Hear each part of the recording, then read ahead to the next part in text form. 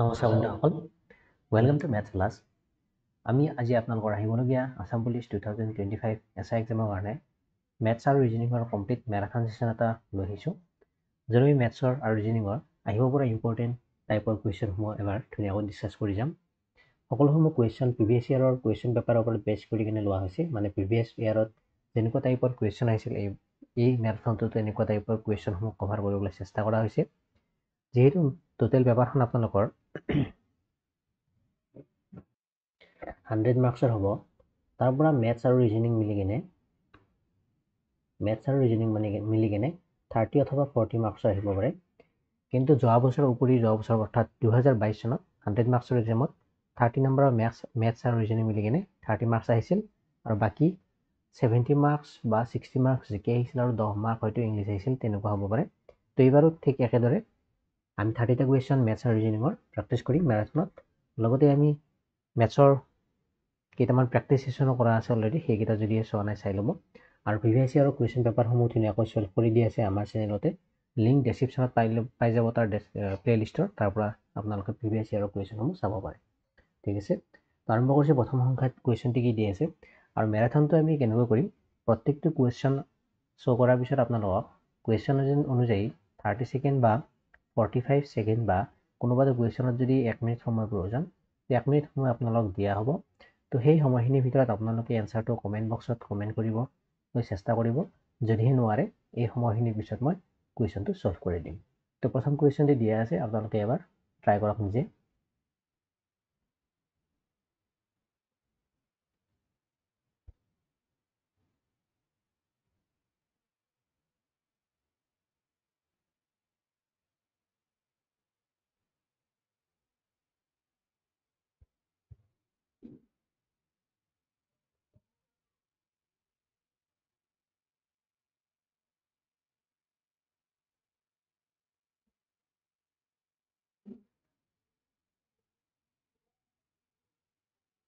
কুৱেশ্যনটো একদম simple question, বেছি সময় নালাগে। এইটো খুব বেছি 30 ছেকেণ্ডৰ ভিতৰত কৰিব পাৰি। কি দিয়া আছে, if the sum of two numbers is 25 and their product is 144, find the numbers. কৈছে দুটা সংখ্যাৰ যোগফল 25 আৰু সিহঁতৰ পূৰণফল 144, তেতিয়াহ'লে উলিয়াব লাগে সংখ্যা দুটা কি কি সেইটো। এতিয়া আমাক দি আছে সংখ্যা দুটাৰ যোগফল 25। সংখ্যা দুটা ধৰি ল'লোঁ মই এ আৰু বি বুলি। এতিয়া আমাক যোগফল দি আছে 25, তো অৰ্থাৎ a plus B equal to 25, আৰু সিহঁতৰ পূৰণফল দি আছে 144, অৰ্থাৎ সংখ্যা দুটাৰ পূৰণফল এ বি কিমান হ'ব 144। এইখিনি দিয়া আছে ভেলু আমাক। তাৰপিছত আমি সংখ্যা দুটা উলিয়াব লাগে। তো মনত ৰাখিব, যদিহে এনেকুৱা a plus B A B অৰ্থাৎ a minus B A B বা a plus B A minus B দিয়া থাকে, তেতিয়াহ'লে এনেকুৱা ফৰ্মুলাবোৰ এপ্লাই কৰিব লাগে, য'ত নেকি হোল স্কোৱাৰ থাকে বা a square minus B square থাকে। তো সেনেকুৱা ফৰ্মুলাবোৰ এপ্লাই কৰিলে উলিয়াব পাৰি। এতিয়া মই ইয়াত a প্লাছ বি হ'ল, যিহেতু ইয়াত প্লাছ দিয়া আছে, তো a প্লাছ বি হোল স্কোৱাৰৰ ফৰ্মুলাটো যদি এপ্লাই কৰোঁ, কি পাম, a plus B whole square মানে হয় a plus B whole square formula apply কৰিলে ইয়াত আমি a স্কোৱাৰ প্লাছ বি স্কোৱাৰে ভেলু পাম, কিন্তু এইটোৰ পৰা আমি উলিয়াব নোৱাৰিম। তো আমি কি এপ্লাই কৰিব লাগিব, আমি এপ্লাই কৰিব লাগিব a plus B whole square minus 4ab equal to কি হয়, ইকুৱেল টু হয় direct a minus B whole square. এবাৰ মই বুজাই দিছোঁ, এইখিনি কৰিলে এইটো হয়নে নহয় হ'ব। a plus B whole square আছে, তো a plus B whole square মানে হয় a square plus B square plus 2ab, আৰু নেক্সট মই লৈছোঁ মাইনাছ 4ab, তো ইয়াত লিখিম মই মাইনাছ 4ab। তো ইয়াৰ পৰা মই কি পাম, a square plus B square plus 2ab minus 4ab, তো দুটা চিম্প্লিফাই কৰিলে হয় মাইনাছ 2ab। তো আমি পালোঁ a square plus B square minus 2ab, এইটো কাৰ ফৰ্মুলা হয়, a মাইনাছ বি হোল স্কোৱাৰৰ। তাৰমানে আমি এইটোৰ ঠাইত আমি কি লিখিব পাৰোঁ, a minus B whole square লিখিব পাৰোঁ। এইটো ইম্পৰ্টেণ্ট। যদিহে আমাক a প্লাছ বি দিয়া থাকে, সংখ্যা দুটা উলিয়াব দিয়ে, তো ইয়াৰ পৰা আমি উলিয়াব লাগে কি, a মাইনাছ বিৰ ভেলু উলিয়াব লাগে। আৰু a প্লাছ বি আৰু a মাইনাছ বিৰ ভেলু যদি এবাৰ পাই যাওঁ, এই দুটাৰ পৰা কম্বাইন কৰি কিনে আমি a আৰু বিৰ ভেলু ছেপাৰেটকৈ উলিয়াব পাৰোঁ। তো সেইকাৰণে আমি a মাইনাছ বি উলিয়াবলৈ ট্ৰাই কৰিছোঁ। তো a মাইনাছ বি উলিয়াবলৈ আমি এইটো ফৰ্মুলা এপ্লাই কৰিব লাগিব। তো ইয়াত আমি ভেলুবোৰ পুট কৰিলে হ'ল, a প্লাছ বিৰ ভেলু দিয়া আছে আমাক 25, তো 25 হোল স্কোৱাৰ মাইনাছ 4, a বিৰ ভেলু দিয়া আছে আমাক 144, 4 into 144 ইকুৱেল টু হ'ব a minus B whole square. তো ইয়াৰ পৰা কি পাম, 25 হোল স্কোৱাৰ মানে হয় 625 মাইনাছ 4 × 144 মানে হয় 4 4 গুণ 16 হাতেৰ লেখ 14 4 গুণ 56 আগে 57 equal to a minus b whole square. তো ইয়াৰ পৰা এই দুটা মাইনাছ কৰিলে হ'ব ইফালে 24 ইফালে 25 49 equal to a minus b whole square. তো ইয়াৰ পৰা মই পাম a minus b equal to কি হ'ব √49। তো ইয়াৰ পৰা a মাইনাছ b ভেলু হ'ব √49 মানে হয় 7। তো মই ফাইনেলি কি পালোঁ, আমাক a প্লাছ b টো অলৰেডি দিয়া আছিল 25 আৰু a মাইনাছ b মই মাত্ৰ উলিয়াই ল'লোঁ কিমান 7। তো এই দুটা কণ্ডিশ্যনৰ পৰা মই a আৰু bৰ ভেলুটো ছেপাৰেটকৈ উলিয়াব পাৰোঁ। তো যদিহে মই ইয়াত a ভেলু উলিয়াব লাগে কি কৰিব লাগিব, যি দুটা সংখ্যা দি আছে a প্লাছ b আৰু a মাইনাছ bৰ ভেলু সেই দুটাক মই প্লাছ কৰি ডিভাইডেড বাই 2 কৰিম। আৰু যদি bৰ ভেলু উলিয়াব লাগে তেতিয়াহ'লে মই কৰিম প্ৰথমটোৰ পৰা ছেকেণ্ডটো মাইনাছ কৰি 2ৰে ডিভাইড কৰিম। তো এৰ ভেলু হ'ব 25 + 7 which is equal to 32 divided by 2 which is equal to 16। আৰু b ইকুৱেল টু হ'ব 25 7 গ'লে হয় 18 হ'লে 2ৰে ডিভাইড কৰিলে কি পাম 9।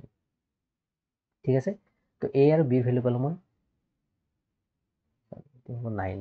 9। তো a আৰু bৰ ভেলু পালোঁ, a হ'ল 16 আৰু b হ'ল 9। অপশ্যনত 16 and 9 কৰিছে 9 and 16 16 and 9 6 আৰু 9 আছে, এইটো অপশ্যনত আছে 9 and 16। তো এইটো হ'ব আমাৰ কাৰেক্ট এনচাৰ হ'ল। এতিয়া আহিছোঁ নেক্সট কুৱেশ্যনত, এইটোত সময় দিছোঁ 30 ছেকেণ্ড 30 নহয় 45 ছেকেণ্ড দিছোঁ, ট্ৰাই কৰক এবাৰ।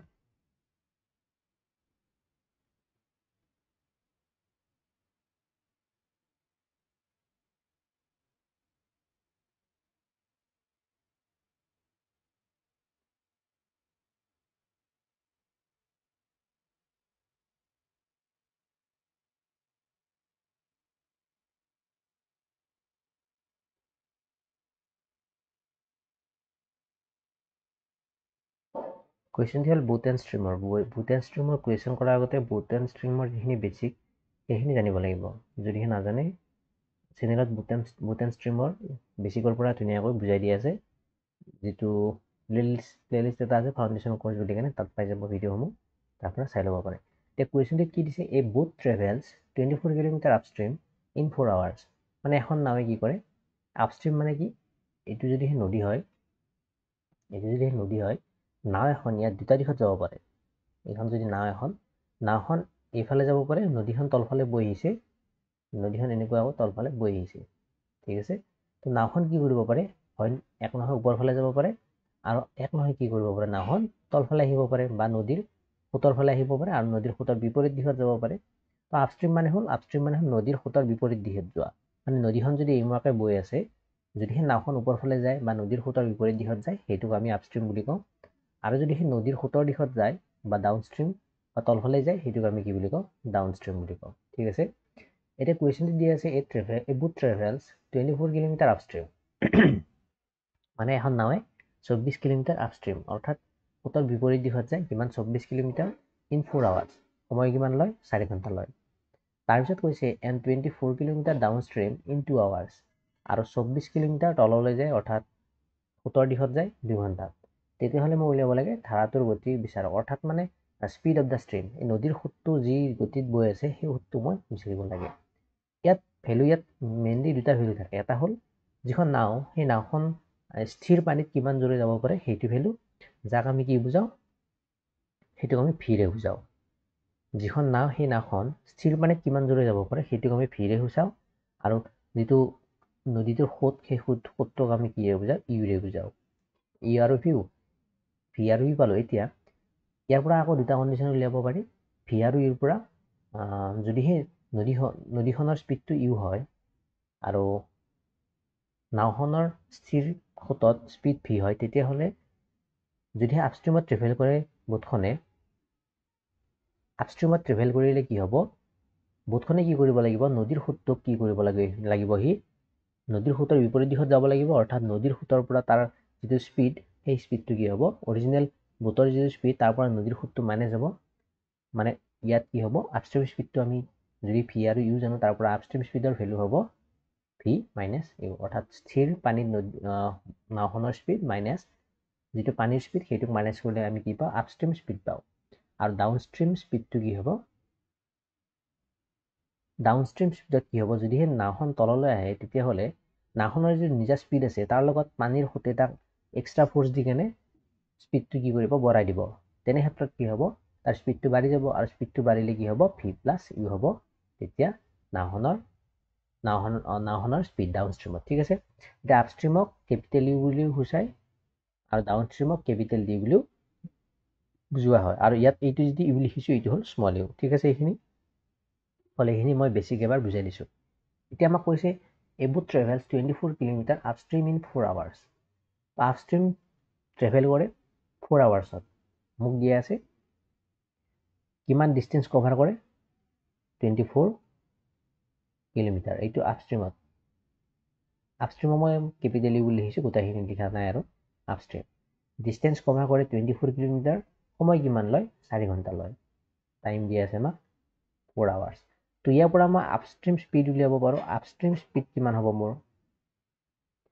স্পীড মানে কি হয় নে ডিষ্টেঞ্চ বাই টাইম তো আপষ্ট্ৰীম স্পীডো কিমান হ'ব distance by time D by T এটা ডিষ্টেঞ্চ কিমান 24 টাইম কিমান 4 which is equal to 6 kilometre per hour এইটো মই কি পালোঁ আপষ্ট্ৰীম স্পীড পালোঁ আৰু আপষ্ট্ৰীম স্পীডক মই ভি মাইনাছ ইউ বুলি সূচাওঁ তো মই ইয়াত লিখিব পাৰোঁ ভি মাইনাছ ইউ মানে পালোঁ আমি 6 কিলোমিটাৰ পাৰ আৱাৰ এতিয়া যদি ছেকেণ্ড কণ্ডিশ্যন অৰ্থাৎ ডাউনষ্ট্ৰীমৰ কথালৈ আহোঁ ডাউনষ্ট্ৰীমত কি দি আছে মোক 24 কিলোমিটাৰ ডাউনষ্ট্ৰীমত 2 ঘণ্টাত যায় ডিষ্টেঞ্চটোহে একেই ডিষ্টেঞ্চটো 24 কিলোমিটাৰ এইটো ডি মানে এইটো হ'ল স্মল ডি ডিষ্টেঞ্চ আৰু সময় লাগে ইয়াত 2 ঘণ্টা therefore ইয়াত ডাউনষ্ট্ৰীম স্পীড কি হ'ব ডিষ্টেঞ্চ ডিভাইডেড বাই টাইম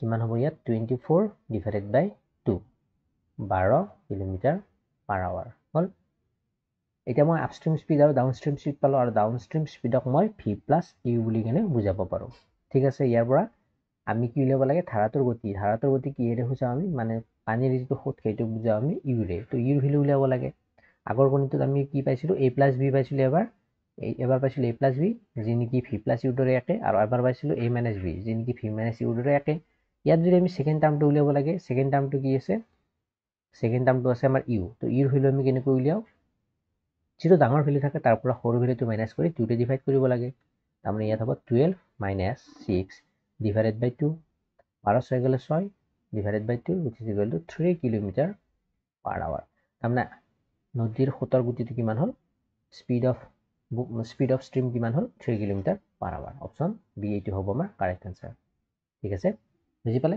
আহিছোঁ আমি নেক্সট কুৱেশ্যনত ৰিজনিঙৰ কুৱেশ্যন এইটো তো ইয়াত সময় দিছোঁ আপোনালোক 45 ছেকেণ্ড এবাৰ ট্ৰাই কৰক নিজে চিম্পল কুৱেশ্যনটো দেখাত যদি ডাঙৰ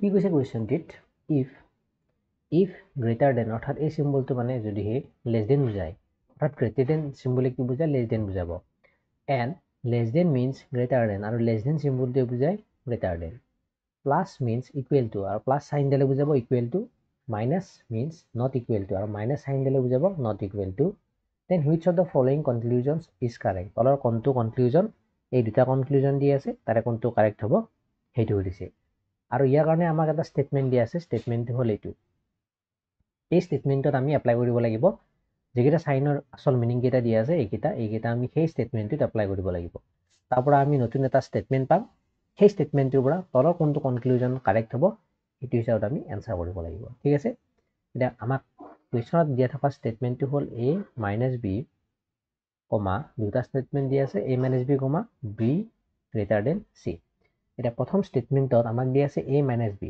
আকৌ মাইনাছ চাইন দিলে কি বুজায় মাইনাছ চাইন দিলে বুজায় নট ইকুৱেল টু তাৰ মানে মই লিখিব পাৰোঁ ইয়াত কি লিখিব পাৰোঁ a not equal to মাইনাছৰ ঠাইত হ'ব not equal to b আৰু সেকেন্ড স্টেটমেন্টত কি দি আছে b greater than c এটা এই সাইনডালে কি বুজায় এই সাইনডালে বুজায় less than তাৰমানে এইটো স্টেটমেন্ট হৈ যাব greater than সাইনডালে less than বুজায় তো এইটো মই লিখিব লাগিব b less than c তো এইটো আমি চাব নালাগে এবাৰ আমি চাব লাগিব এই স্টেটমেন্টটো এটা আমাৰ নতুন স্টেটমেন্ট হ'ল এইটো এই স্টেটমেন্টটো চাব লাগিব আৰু তাৰ কাৰণে কনক্লুজন আকৌ দুটা দি আছে ফাৰ্স্ট কনক্লুজনত আমাক দিয়া আছে a greater than c ঠিক আছে প্ৰথম কনক্লুজনত দিয়া আছে a greater than c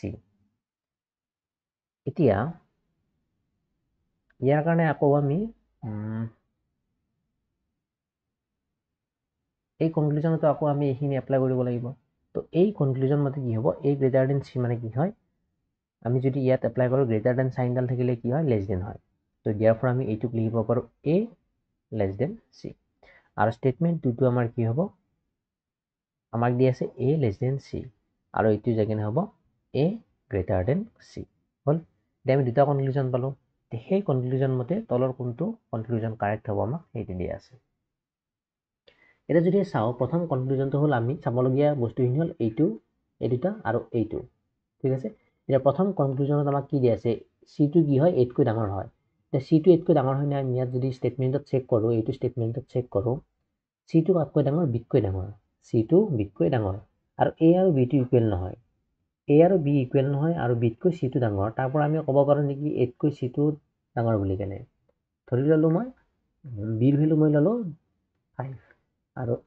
c ৰ ভ্যালু ললো মই যেহেতু b কৈ c টো ডাঙৰ হ'ব লাগিব c ৰ ভ্যালু মই ললো মই 7 এইটো ডাঙৰ মানে স্যাটিসফাই কৰি আছে আকৌ আমাক দি আছে a is not equal to b তো ইয়াৰ কাৰণে যদিহে মই ধৰো a আৰু b ৰ ভ্যালু তো b টো অলৰেডি মই 5 এ লৈছো a ৰ ভ্যালুটো মই জিটি ধৰিব পাৰো লেটস সে মই 10 ধৰিলো তেতিয়া হলে প্ৰথম কনক্লুজন মতে কি হ'ব লাগিছিল a less than c a ৰ ভ্যালু ইয়াত 10 10 less than c ৰ ভ্যালু ইয়াত কিমান লৈছে 7 তো এইটো হৈছে নেকি মানে 10 টো 7 তকৈ সৰু নেকি নিশ্চয় নহয় তো সেই কাৰণে প্ৰথম কনক্লুজনটো আমাৰ এইটো কাৰেক্ট নহয় এটা সেকেন্ড কনক্লুজনত চাও সেকেন্ড কনক্লুজনত দিয়া আছে a greater than c এটা a greater than c যদি আমি স্টেটমেন্টত বিচাৰো a is not equal to b দিয়া আছে আৰু b টো c তকৈ সৰু দিয়া আছে যদি এইকেইটা সংখ্যা ধৰি কেনে আমি চাও তেতিয়াহলে ইয়াত আমি কি পাম a ৰ ভ্যালু কিমান 10 আৰু c ৰ ভ্যালু কিমান 7 আৰু কনক্লুজনত গ্ৰেটাৰ দেন দি আছে আৰু গ্ৰেটাৰ দেন মানে 10 টো 7 তকৈ গ্ৰেটাৰ দেন হয় এই ভ্যালু কেইটাৰ পৰা মই ভাবিব পাৰো যে এইটো কনক্লুজন স্যাটিসফাই হ'ব কিন্তু ইয়াৰ ভ্যালুসমূহ যদি আমি এবাৰ চেঞ্জ কৰি দিও এইখিনি মই ঠিকই ৰাখিলো ইয়াত যেহেতু মোক a আৰু b ইকুৱেল নহয় বুলি কৈছিল তো 5 মানে b ৰ ভ্যালু যেটো 5 লৈছো সেই ভ্যালুটো মই a ৰ ভ্যালু কি লিখিব পাৰো a ৰ ভ্যালু মই 2 লিখিব পাৰো কাৰণ a আৰু b মোক জিটি ধৰিব পাৰো তো ইকুৱেল নহয় বুলি কৈছে দুটা ইকুৱেল হোৱা নাই ঠিকই আছে এটা যদি মই চাও a greater than c টো ইয়াত স্যাটিসফাই হয় নাই a মানে হল 2 আৰু c মানে হল কিমান 7 তো আমাৰ কনক্লুজন মতে দি আছিল প্ৰথমটো অৰ্থাৎ a টো গ্ৰেটাৰ দেন কিন্তু দুইটো 7 তকৈ গ্ৰেটাৰ দেন হয় জানো নিশ্চয় নহয় তাৰমানে এই কন্ডিশনটো কি নহয় স্যাটিসফাই নহয় তাৰমানে প্ৰথম কনক্লুজনো স্যাটিসফাই নহয় সেকেন্ড কনক্লুজনো স্যাটিসফাই নহয় তো ইয়াৰ অপচন কোনটো হ'ব option D neither conclusion 1 nor conclusion 2 follows মানে প্ৰথমটো শুদ্ধ নহয় সেকেন্ডটো শুদ্ধ নহয় ঠিক আছে বুজি পালে এতিয়া নেক্সট কোৱেশ্চনত কি দি আছে চাই লওক কোৱেশ্চনটি একদম সিম্পল কোৱেশ্চন 30 সেকেন্ড সময় দিছো ট্ৰাই কৰক টাইম এণ্ড অংকৰ কোৱেশ্চন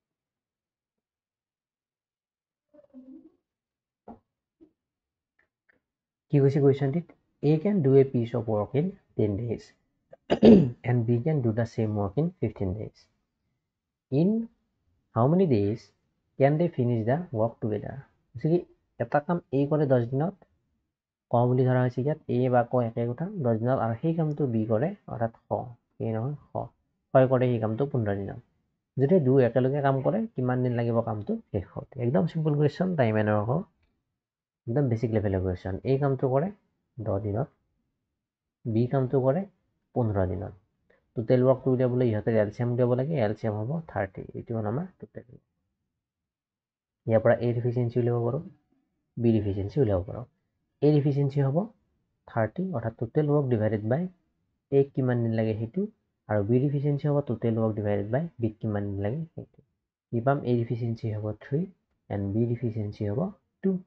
দু একেলগে কাম কৰে, অৰ্থাৎ এ প্লাছ বি দু মিলি কেনে কাম কৰে। দু লগ লগাই দিলে টোটেল ইফিচিয়েঞ্চি হ'ব সিহঁতৰ 3 + 2 which is equal to 5, আৰু নাম্বাৰ অফ ডেইজ অৰ্থাৎ কিমান দিন সময় লাগিব সেইটো উলিয়াবলৈ টোটেল ৱৰ্ক ডিভাইডেড বাই টোটেল ইফিচিয়েঞ্চি যদি কৰোঁ আমি কিমান পাম? 6, অৰ্থাৎ দুটাই মিলি কেনে কামটো কৰিবলৈ সময় লাগিব 6 দিন। অপশ্যন এ এইটো হ'ব আমাৰ কাৰেক্ট এনচাৰ। হ'ল। আহিছোঁ নেক্সট কুৱেশ্যনত, ৰিজনিঙৰ কুৱেশ্যন, ব্লাড ৰিলেশ্যনৰ কুৱেশ্যন, একদম চিম্পল। 30 ছেকেণ্ড সময় দিলোঁ, ট্ৰাই কৰক।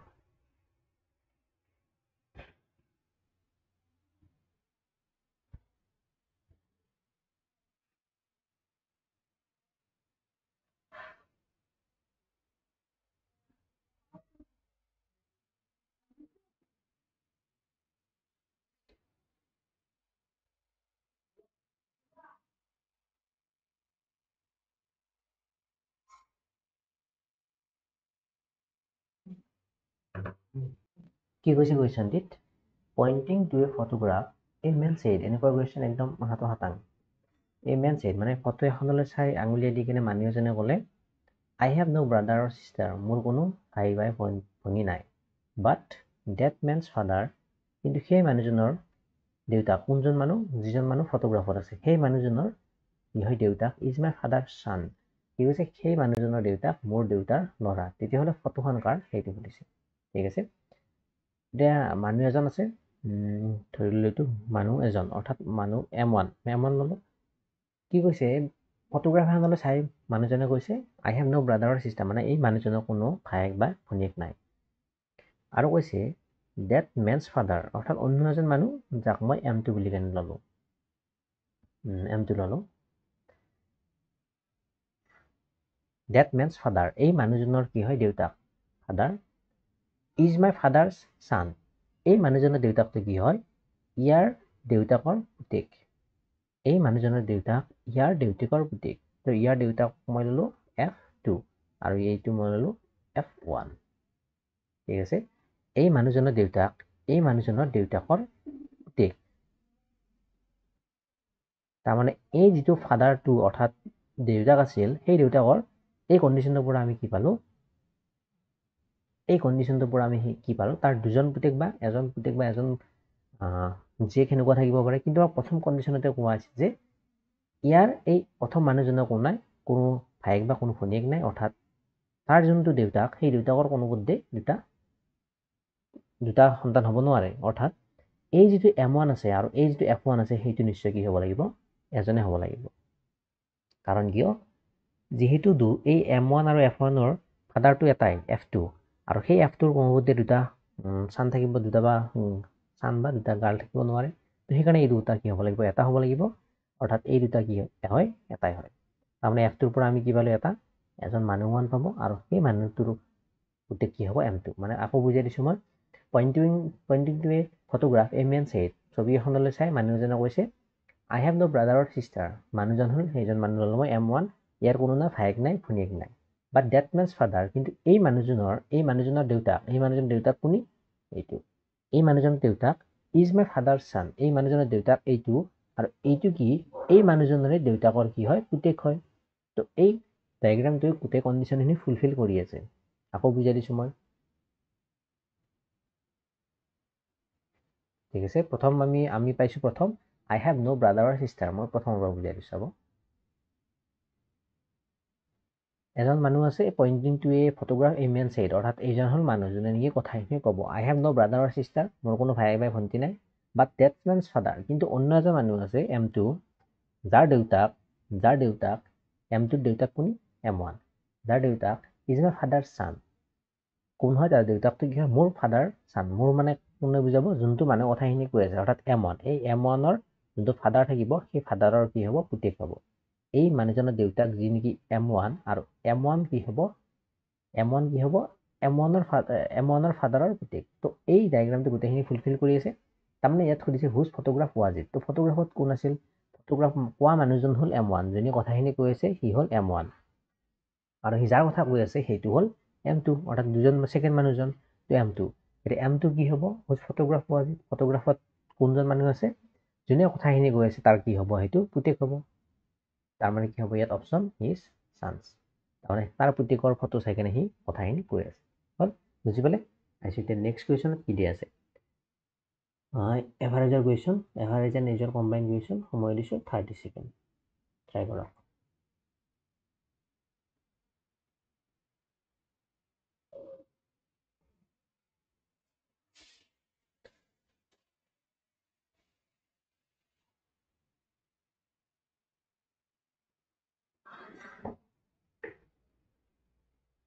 একদম চিম্পল কুৱেশ্যন। কি আছে?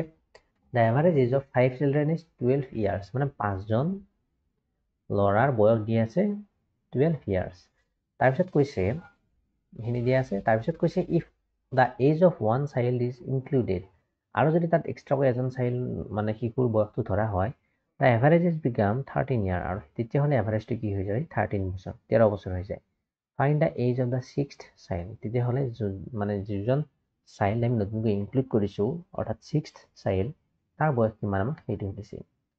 মানে কুৱেশ্যনটো দি আছে 5টা শিশুৰ গড় বয়স কিমান? 12 বছৰ। আৰু তাৰপিছত যদি আৰু এজনক আমি অন্তৰ্ভুক্ত কৰোঁ, তেতিয়াহ'লে গড় বয়স কিমান হৈ যায়? 13 বছৰ হৈ যায়। তেতিয়াহ'লে 6 নম্বৰ যিটো চাইল্ড তাৰ বয়স কিমান সেইটো সুধিছে। সেইটো ডাইৰেক্টলি কৰিব পাৰি, বা আমি যিটো চাম সেই চাম ফৰ্মুলা এপ্লাই কৰি কেনেও কৰিব পাৰোঁ। 5টা মানুহৰ গড় বয়স দি আছে 12 বছৰ, তেতিয়াহ'লে 5টা মানুহৰ চাম কিমান হ'ব? চাম অফ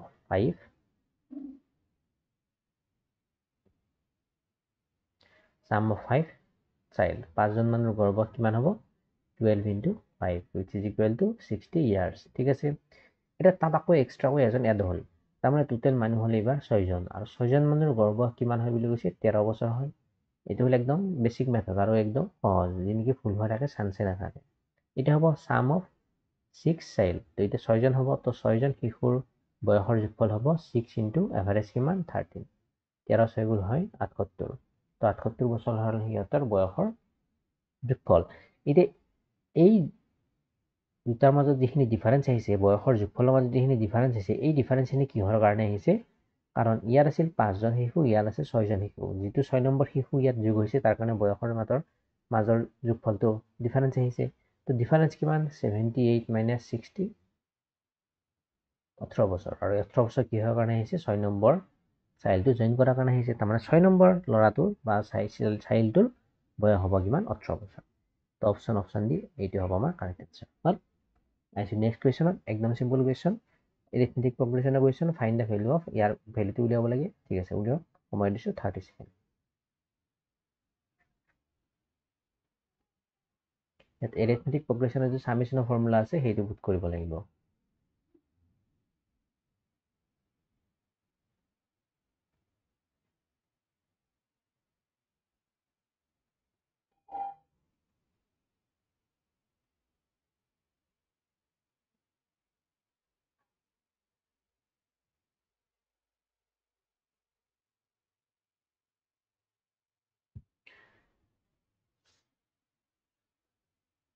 কি পালে? এইটো এৰিথমেটিক প্ৰগ্ৰেশ্যন বুলি মই কেনেকৈ গম পালোঁ?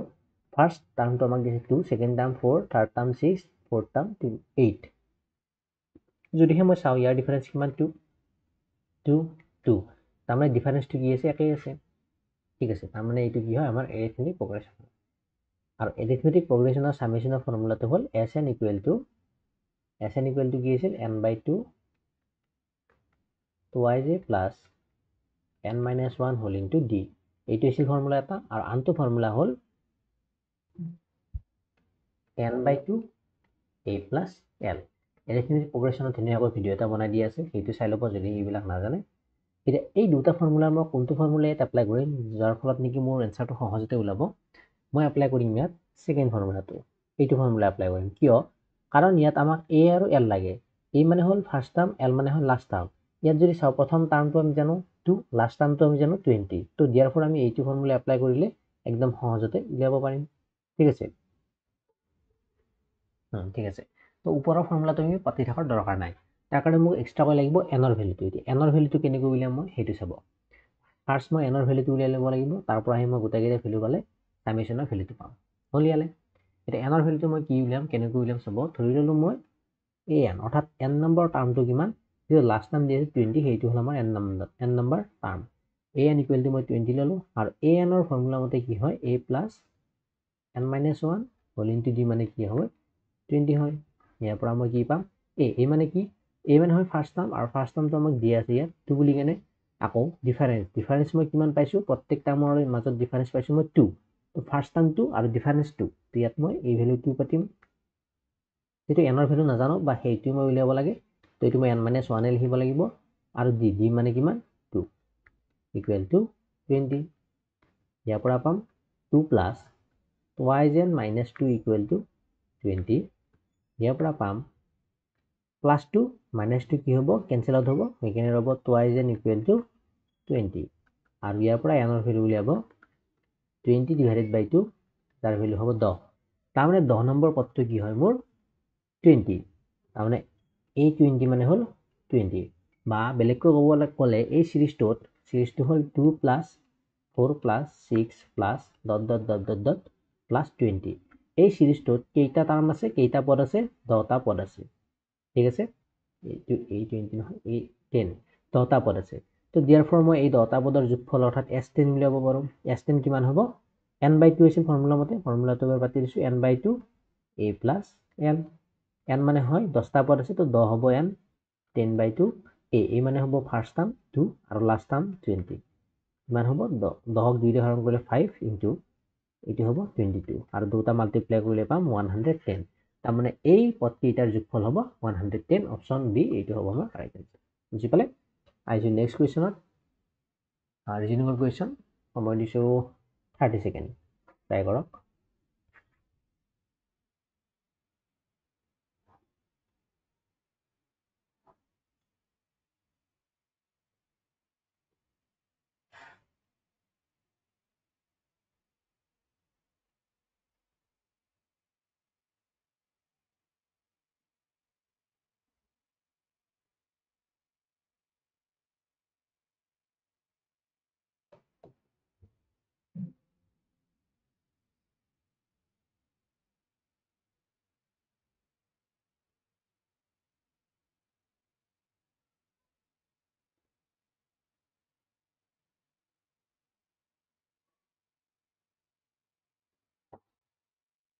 এইটো এনচাৰ কোনোবাই পাৰিছে নেকি? কুৱেশ্যনটোত মই অলপ গৰ্বৰ থকা যেন পাইছোঁ।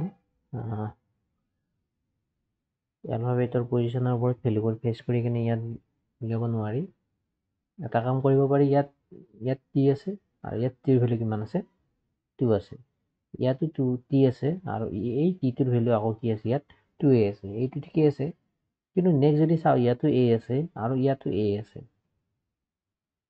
ইয়াতো এইটো a আছে, আৰু এই এইটোৰ কাৰণে ইয়াত ভেলু আছে 1, আৰু এই এইটোৰ কাৰণে ইয়াত ভেলু আছে 9, যি দুটা কি বেলেগ বেলেগ। তো হয়তো বোধকৰো এইটো 1 হ'ব লাগিছিল, তেতিয়াহ'লে আমি এনচাৰটো উলিয়াব পাৰিলোঁ হয়। বাৰু ঠিক আছে, কোনোবাই যদি এইটোৰ এনচাৰ পাৰে, মোৰ মতে কুৱেশ্যনটি অলপমান ৰং যেন পাইছোঁ। ঠিক আছে, যদিহে কোনোবাই পাৰে তলত কমেণ্ট বক্সত কমেণ্ট কৰি জনাই দিব। ঠিক আছে, আহিছোঁ নেক্সট কুৱেশ্যনত। কি দিয়া আছে, ইফ কুৱেশ্যন দি আছে, তো সময় দিছে 30 ছেকেণ্ড, ট্ৰাই কৰক, কমেণ্টটো জনাই দিব।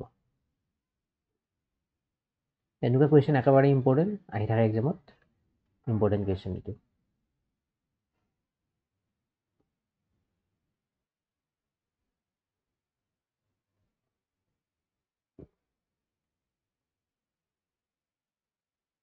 তো কৰি দিছোঁ, কি দিয়া আছে কুৱেশ্যনত, ইফ পি মিনছ ডিভিজন, মানে পি এ যদি সেই ডিভিজন বুজায়, কিউ মিনছ এডিশ্যন, কিউ এ যদি সেই এডিশ্যন বুজায়, আৰ মিনছ ছাবট্ৰাকশ্যন, আৰ এ যদি সেই ছাবট্ৰাকশ্যন বুজায় অৰ্থাৎ বিয়োগ বুজায়, এণ্ড এছ মিনছ মাল্টিপ্লিকেশ্যন, আৰু এছ এ যদি সেই মাল্টিপ্লিকেশ্যন অৰ্থাৎ পূৰণ বুজায়, তেতিয়াহ'লে what will be the value of 10 R 12 P 4 Q 5 S 8।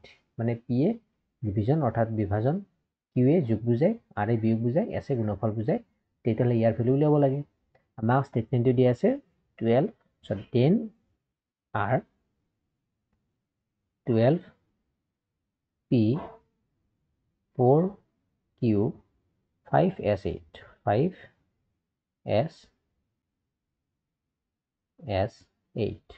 আৰু আমাক দিছে পি কি বুজায় এইখিনি লিখি ল'ব সাইডত পি বুজায় ডিভিজন অৰ্থাৎ পি বুজায় হৰণ কিউ বুজায় কি কিউ বুজায় এডিশন যোগ আৰ কি বুজায় আৰ সাবট্ৰাকশন অৰ্থাৎ বিয়োগ বুজায় আৰু এস কি বুজায় এস বুজায় মাল্টিপ্লিকেশন ঠিক আছে তো এইখিনি তো ইয়াত আমি ভ্যালুবোৰ পুট কৰিলে হ'ল কি আছে 10 আৰ মানে কি বুজায় আৰ বুজায় মাইনাস তো আর অর্থাৎ মাইনাস পাতিম 12 পি পি কি বুজায় হরণ বুজায় তো ইয়াত মই হরণ পাতিম 4 কিউ কিউ কি বুজায় প্লাস বুজায় তো ইয়াত মই প্লাস পাতিম তাৰপিছত 5 আৰু তাৰপিছত আছে এস এস কি বুজায় এস বুজায় আমাৰ পূৰণ তো পূৰণ লিখিম আৰু এইটো 8 তো এইখিনি ভ্যালু পুট কৰাৰ লগে আমাৰ এইটো কি হ'ল এটা সিম্পলিফিকেশনৰ কুৱেশ্যন হৈ গ'ল তো এইটো সলভ কৰিলে হ'ল কেনেকৈ সলভ কৰিব সেইটো ডাঙৰ কথা এতিয়া আমি কি কৰিব লাগে বদমাছ ৰুল এপ্লাই কৰিব লাগে ফাৰ্ষ্ট আমি ডিভিজন আৰু বা পূৰণৰ কাম আমি একেলগে কৰিব পাৰোঁ তো আমি এইটো নেক্সট লাইনত হ'ব 10 মাইনাস 12 ডিভাইডেড বাই 4 মানে হয় 3 প্লাস 5 ইনটু 8 মানে হয়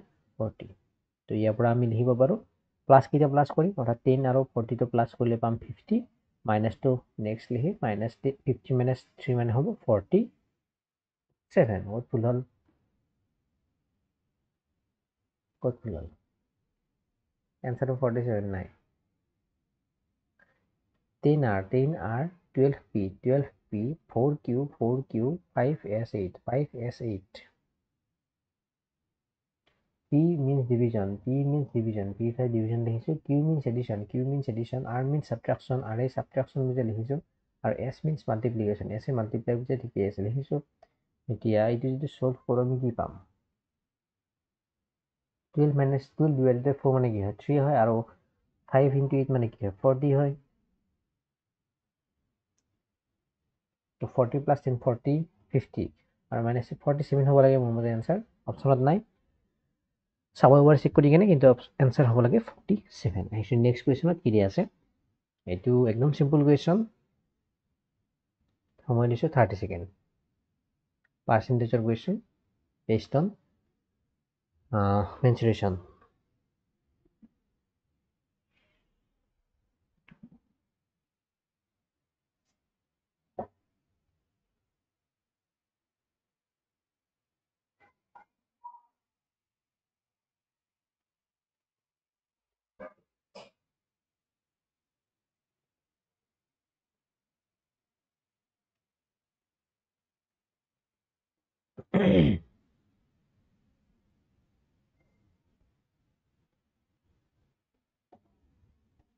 কি কৈছে কুৱেশ্যনটিত if the radius of a circle is increased by 10% কৈছে কি এটা সার্কেল অর্থাৎ বৃত্তৰ ব্যাসাৰ্ধ যদি 10% বৃদ্ধি কৰা হয় find the percentage increase in its area তেতিয়াহ'লে তাৰ ক্ষেত্ৰফল অৰ্থাৎ কালিৰ কিমান শতাংশ বৃদ্ধি হ'ব আমাক সেইটো সুধিছে ধৰি ললো এটা বৃত্ত আছে তাৰ আমাৰ ৰেডিয়াস ধৰি ললো মই 100 ৰেডিয়াস ললো মই 100 ধৰি কেনে কৰিলে বেছি সহজ হয় ঠিক আছে তো ৰেডিয়াস ললো মই 100 এইটো মই R1 ললো কাৰণ নেক্সট টাইম মই R2 ইনক্ৰিজ কৰিব লাগিব তো এইটো মই R1 ললো R1 মানে 100 কৈছে সাৰ্কেলটোৰ ৰেডিয়াসটো 10% বৃদ্ধি কৰা হয় তাৰমানে যেটো সাৰ্কেল নেক্সট সাৰ্কেল হ'ব তাৰ ৰেডিয়াসটো 10% ইনক্ৰিজ হ'ব অৰ্থাৎ 100ৰ 10% ইনক্ৰিজ হ'ব অৰ্থাৎ 100ৰ আমি 110% উলিয়াব লাগে কিমান হ'ব 110 এটা তাৰ যেটো এৰিয়া সেই এৰিয়াত কিমান পাৰ্সেন্টেজ ইনক্ৰিজ হ'ব আমি সেইটো উলিয়াব লাগে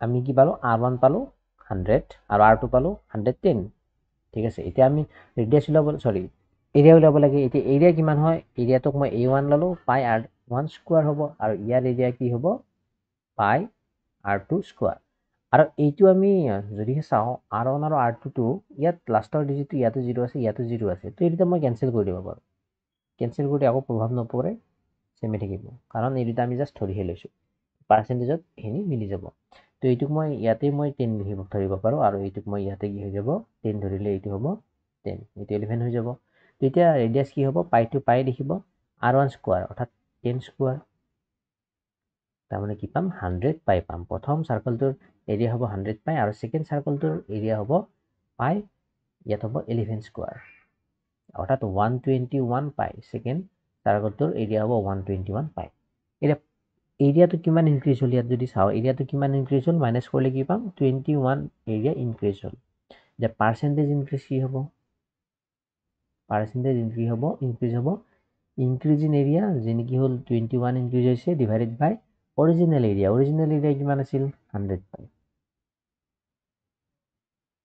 ইনক্ৰিজ ইন এৰিয়া এইটো 21 পাই হ'ব পাইটো লাগিব নহয় 21 পাই এইটো 21 পাই আৰু অৰিজিনেল এৰিয়া 100 পাই ইনটু 100% এইটো 100 কেনসেল এইটো পাই কেনসেল তো কিমান পাৰ্চেণ্ট এৰিয়াটো ইনক্ৰিজ হৈছে 21%। তো এইটো হ'ব আমাৰ কাৰেক্ট আনসাৰ এইটো হ'ল বেসিক মেথড ঠিক আছে বেসিক মেথড এইটো ইয়াক শৰ্টকৈ কৰিব পাৰি কেনেকৈ পাৰি 10% ইনক্ৰিজ বুলি কৈছে তাৰমানে যদিহে মই ৰেডিয়াছটো 10 বুলি ধৰো তেতিয়াহ'লে 10% ইনক্ৰিজ হ'লে কি হৈ যাব 11 হৈ যাব আৰু ৰেডিয়াছৰ ফৰ্মুলাটো যদি মই মাথাতে ভাবি লওঁ কিমান আছে পাই r1 স্কয়াৰ ইয়াতো আছে পাই r2 স্কয়াৰ ইয়াত মই পাই মই কেনসেল কৰি কি লিখিব পাৰো যেটো ৰেডিয়াছৰ ইনক্ৰিজ সেইটো হ'ব r1 স্কয়াৰ প্ৰথমটো আৰু হ'ব r2 স্কয়াৰ তাৰমানে আমি ডাইৰেক্ট যেটো ৰেডিয়াছ পাইছো এটোক মই ইয়াতে ডাবল কৰি দিলে হ'ল মানে স্কয়াৰ কৰি দিলে হ'ল এটো হ'ব 100 এটো হ'ব 121 ইয়াৰ পৰা মই ডাইৰেক্ট কি দেখাম 100 ৰ পৰা 121 পাইছে তাৰমানে 21 ইনক্ৰিজ হৈছে কাৰ ওপৰত 21 ইনক্ৰিজ হৈছে 100 ৰ ওপৰত ইনটু 100%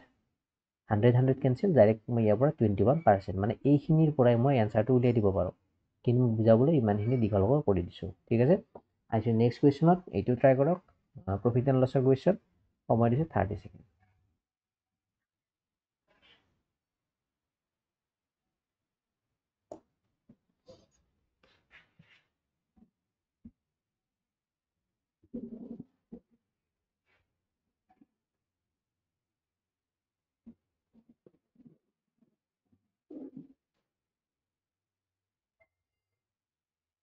একদম সিম্পল কোৱেশ্চন কি কৈছে a shopkeeper bought a TV for rupees 20,000 and sold it at a profit of 15%.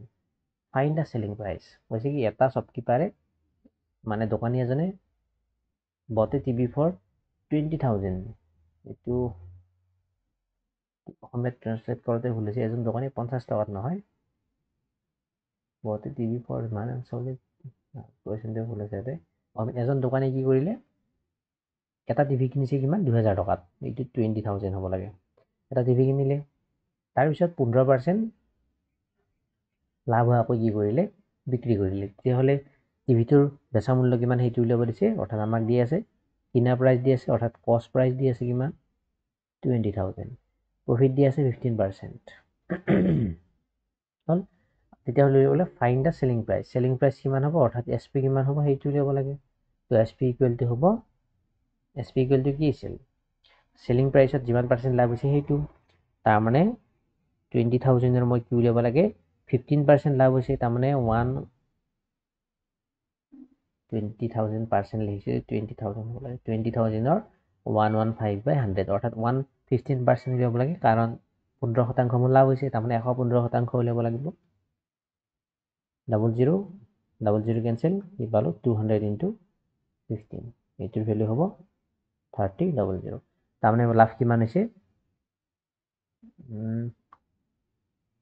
সৰি এইটো 115 হে আছিল চেঞ্জ হ'ব এইটো 00 লাগিব এফালে কি পাম 15 দুগুণ 30 আৰু 2 গুণ 2 তাৰ মানে টিভিটোৰ সেলিং প্ৰাইস কিমান হ'ব 23,000 rupees তো সেলিং প্ৰাইস উলিয়াব দিছে এইটো হ'ব आंसर অপচন বি এইটো হ'ব শুদ্ধ आंसर হল নেক্সট কোৱেশ্চনটো আহিছো ৰিজনিংৰ কোৱেশ্চন এনালজি সময় দিছো 30 সেকেন্ড ট্ৰাই কৰক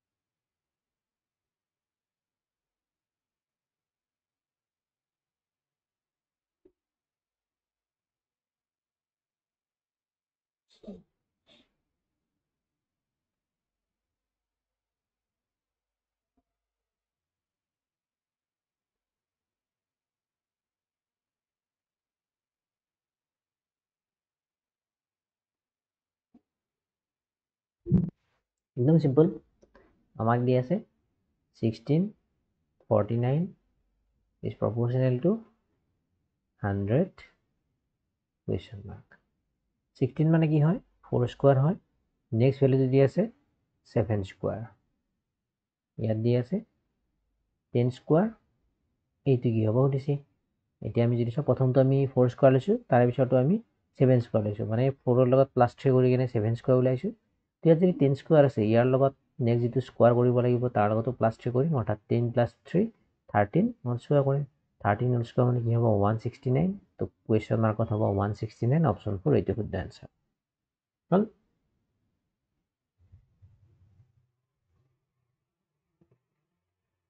তো আহিছোঁ নেক্সট কুৱেশ্যনত কি দিয়া আছে সেইটো ট্ৰাই কৰক। চিম্পল ইণ্টাৰেষ্টৰ কুৱেশ্যন, সময় দিছোঁ 36।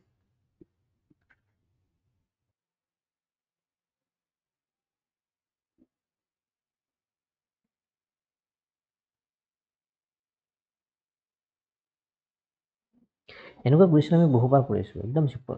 কি কৈছে এই ছাম অফ মানি এই sum of money doubles itself in 5 years. 5 বছৰত এটা নিৰ্দিষ্ট ধনৰাশি কি হৈ যায় ডাবল হৈ যায় এট চিম্পল ইণ্টাৰেষ্ট, সৰল সুতত। Fine the rate of interest. Rate of interest কিমান সেইটো উলিয়াব লাগে। তাৰমানে সৰল সুতত 5 বছৰত এটা ধনৰাশি কি হৈ যায় দুগুণ হৈ যায়, তেতিয়াহ'লে বছৰি সুতৰ হাৰ কিমান সেইটো সুধিছে। ধৰি ল'লোঁ আমি এমাউণ্ট অফ মানি অৰ্থাৎ প্ৰিন্সিপালটো মই ল'লোঁ, লেটছ এ পি ল'লোঁ, ঠিক আছে। এই 5 বছৰৰ পিছত কি হৈ যাব, আফটাৰ 5 ইয়াৰ্ছ সি কি হৈ যাব 2p হৈ যাব। পিটো গৈ কিনে সি 2p হৈ যাব, অৰ্থাৎ ইয়াত চিম্পল ইণ্টাৰেষ্ট কিমান এড হ'ব পি 2p হ'ল। চিম্পল ইণ্টাৰেষ্ট কিমান এড হ'ব, এক্সট্ৰা যিটো পি এটা এড হৈছে সেইটো হ'ব আমাৰ চিম্পল ইণ্টাৰেষ্ট। সময় কিমান 5 বছৰ। তো চিম্পল ইণ্টাৰেষ্টৰ ফৰ্মুলা যদি এপ্লাই কৰোঁ SI ইকুৱেল টু কি আছিল P into R into T divided by 100 আছিল। SI কিমান পালোঁ মই ইয়াত, SI পাইছোঁ মই P, আৰু প্ৰিন্সিপালটো কিমান ধৰিছিলোঁ মই P ধৰিছিলোঁ। ৰেটটো কিমান নাজানো সেইটো উলিয়াব লাগে, আৰু টাইম পিৰিয়ড 5 বছৰ ডিভাইডেড বাই 100। এইফালৰ P এইফালৰ Pটো কেঞ্চেল হ'ব, 5ৰে 100ক 20 বাৰ যাব, তাৰমানে ইয়াৰ পৰা মই পাম R/20 ইকুৱেল টু কি পাম 1 পাম, আৰু ইয়াৰ পৰা Rৰ ভেলু কি পাম 20। তো 20% হ'ব মোৰ কাৰেক্ট এনচাৰ, অপশ্যন চি এইটো হ'ব শুদ্ধ এনচাৰ হ'ল। আহিছোঁ নেক্সট কুৱেশ্যনত কি দি আছে, এনালজি কুৱেশ্যন আগৰটোৰ দৰে। সময় দিছোঁ 15 ছেকেণ্ড, একদম ইজি কুৱেশ্যন এইটো।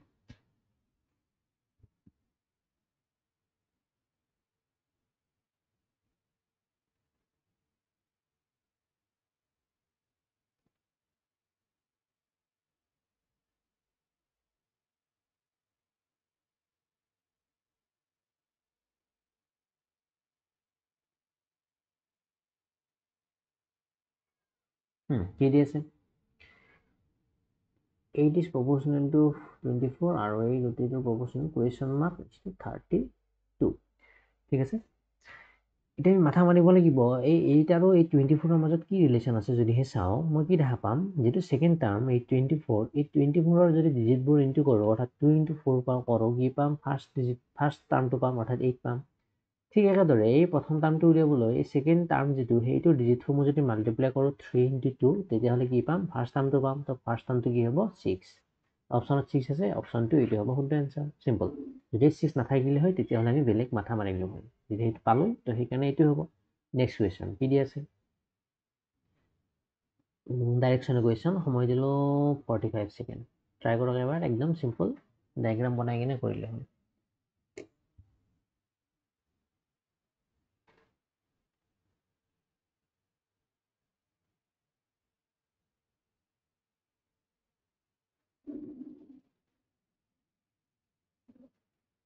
পিছৰ ফালে আমি কেইটামান টান লেভেলৰ কুৱেশ্যন লৈছোঁ। ফাৰ্ষ্ট আমি ইজি কেইটামানে কৰিছোঁ, কাৰণ এছআই এক্সামত বেছি টান লেভেলৰ মেথছ নাহে, নৰ্মেল যিকেইটা সদায় কৰি থকা যায় তেনেকুৱা লেভেলৰ আহে, বেছি হাৰ্ড লেভেলৰ নাহে। এটা আহিব পাৰে আহিলে, এটা দুটা, তো তেনেকুৱাই। আৰু ডাইৰেকশ্যনৰ কুৱেশ্যন একদম মাহাতো খাটাঙে আহিবই, সেইকাৰণে ডাইৰেকশ্যনটো অলপ ভালদৰে কৰিব। ডাইৰেকশ্যনৰ কুৱেশ্যন আহে, কেলেণ্ডাৰৰ কুৱেশ্যন আহে একদম। মই কেলেণ্ডাৰ এইবাৰ লোৱা নাই, কিন্তু কেলেণ্ডাৰ টপিকটো ধুনীয়াকৈ কৰাই আছে আমাৰ চেনেলত, চাৰ্চ কৰিব কেলেণ্ডাৰ বা মেথছ প্লাছ আছাম, ধুনীয়াকৈ পাই যাব। একদম 50 মিনিটৰ ভিডিঅ' এটা, কেলেণ্ডাৰৰ যিমান টাইপৰ কুৱেশ্যন আহিব পাৰে গোটেইখিনি তাত কভাৰ কৰি দিয়া আছে হ'ল। এতিয়া আমাক কি দি আছে কুৱেশ্যনটিত কৈছে শ্যাম ৱাজ ফেচিং ইষ্ট। শ্যামে কি কৰি আছে পূবফালে মুখ কৰি আছে। এতিয়া পূব, পশ্চিম, উত্তৰ, দক্ষিণ যদি নাজানে এইটো ড্ৰ কৰি ল'ব। তো মই এইটো ড্ৰ কৰোঁতে ফাৰ্ষ্ট ষ্টাৰ্টিং কৰিছোঁ মই ইয়াৰ পৰা ষ্টাৰ্টিং কৰিছোঁ ইষ্ট। ইয়াৰ পৰা মই এইখিনি গৈ পাইছোঁ, তো এইটো হ'ব ৱেষ্ট। তাৰ পৰা মই ওপৰ ফালে গৈছোঁ, এইটো হ'ব নৰ্থ। তাৰ পৰা মই ডাউন চাইড আহিছোঁ, এইটো হ'ব চাউথ, ঠিক আছে। ইষ্ট ৱেষ্ট নৰ্থ চাউথ বুজি পালোঁ। শ্যাম ৱাজ ফেচিং ইষ্ট, তাৰমানে শ্যামে কোনফালে মুখ কৰি আছে, এইফালে মুখ কৰি আছে। হি ৱাক 5 কিলোমিটাৰ ফৰৱাৰ্ড, তো 5 কিলোমিটাৰ ফৰৱাৰ্ড মানে সন্মুখৰ ফালে গৈছে, যিহেতু এইফালে মুখ কৰি আছে তো 5 কিলোমিটাৰেই এইফালে যাব, ইয়াৰ ফালে 5 কিলোমিটাৰ গ'ল। এইটো মই অলপ সেইফালে লৈ গৈছোঁ ডায়েগ্ৰামটো চেমে মুভ কৰি আছে মুৱাকে তাৰ মানে এইফালে 5 কিলোমিটাৰ গ'ল এইটো হ'ল 5 কিলোমিটাৰ ডিষ্টেঞ্চ 5 কিলোমিটাৰ যোৱাৰ পিছত then after turning to his right তো ইয়াৰ পৰা এই পজিশ্যনৰ পৰা সি ৰাইট চাইডে মুভ কৰিব এইটো হ'ল লেফ্ট এইটো হ'ল ৰাইট চাইডে মুভ কৰিব কিমান যাব 3 কিলোমিটাৰ এইটো ল'লো মই 3 কিলোমিটাৰ ডিষ্টেঞ্চ এগেইন হি টাৰ্ণ টু হিজ ৰাইট আৰু এই পজিশ্যনৰ পৰা আকৌ সি ৰাইট চাইড যাব এইটো ৰাইট এইটো লেফ্ট তো ইফালে আহিব এণ্ড ৱক 4 কিলোমিটাৰ ৰাইট চাইডে কিমান আহিব 4 কিলোমিটাৰ আহিব মনত ৰাখিব ওপৰটো 5 কিলোমিটাৰ আছিল তো 5 কিলোমিটাৰ ক্ৰছ নকৰে জাষ্ট নাপাওঁতে 4 কিলোমিটাৰটো হ'ব ইয়াত এইটো হ'ল 4 কিলোমিটাৰ ঠিক আছে আফটাৰ দিছ হি টাৰ্ণ বেক আৰু এই পজিশ্যনৰ পৰা সি কি কৰিব টাৰ্ণ বেক মানে পিছফালে উভতি আহিব which direction was he facing at that time ই মানে এই 4 কিলোমিটাৰ আহোঁতে এইটো চাইডে ফেচ কৰিছিল আৰু সি টাৰ্ণ বেক কৰোঁতে কোনটো চাইডে ফেচ কৰিব এইটো চাইডে ফেচ কৰিব আৰু এই চাইডটো আমাৰ কি হ'ল ইষ্ট সাইড তাৰমানে সি কোনোবাকে মুখ কৰি আছে ইষ্টৰ ফালে অপশ্যন 1 হ'ব আমাৰ কাৰেক্ট আনসাৰ হ'ল একদম সিম্পল কোৱেশ্চন ঠিক আছে নেক্সট কোৱেশ্চন আছে নেক্সট কোৱেশ্চনটি সময় 48 30 সেকেন্ড মতো করে 30 সেকেন্ড ট্রাই করে রাখুন যে 30 সেকেন্ড দিছো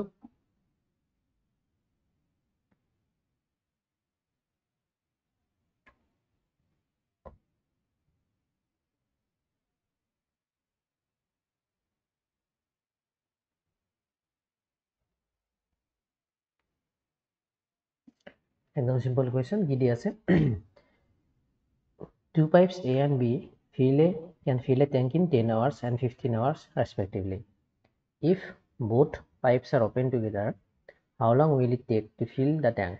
Basically, A আৰু B দুটা পাইপ আছে দুডাল পাইপ A আৰু B এটা টেংকি এটা ভৰ্তি কৰিবলৈ A পাইপ ডালে সময় লয় 10 ঘণ্টা আৰু B পাইপ ডালে সময় লয় 15 ঘণ্টা যদি দুটা পাইপ ডালে একেলগে টেংকিটোত ভৰবা হয় তেতিয়াহ'লে কিমান সময় লাগিব একেলগে ভৰ্তি কৰিবলৈ সেইটো সুধিছে সেম টাইম এণ্ড ৱৰ্কৰ কুৱেশ্যন দিয়া আছে A পাইপ ডালে ফিল কৰোঁতে সময় লয় 10 ঘণ্টা আৰু B পাইপ ডালে ফিল কৰোঁতে সময় লয় 15 ঘণ্টা এতিয়া আমি ইহঁত দুটাৰ এলচিএম উলিয়াব লাগিব সেইটো হ'ব টোটেল টেংকটোৰ কেপাচিটি বা টোটেল ৱৰ্ক কিমান 30 আগৰটোৰ দৰে একে ইয়াৰ এফিচিয়েঞ্চি পাম 3 ইয়াৰ এফিচিয়েঞ্চি পাম 2 দু একেলগে ফিল কৰিলে টোটেল এফিচিয়েঞ্চি হ'ব 5 আৰু সময় লাগিব সময়টো আৱাৰত দি আছে তো আৱাৰ লিখিলোঁ কিমান লাগিব টোটেল ৱৰ্ক ডিভাইডেড বাই নাম্বাৰ টোটেল এফিচিয়েঞ্চি তো 6 আৱাৰ সময় লাগিব টেংকিটো 40 কৰোঁতে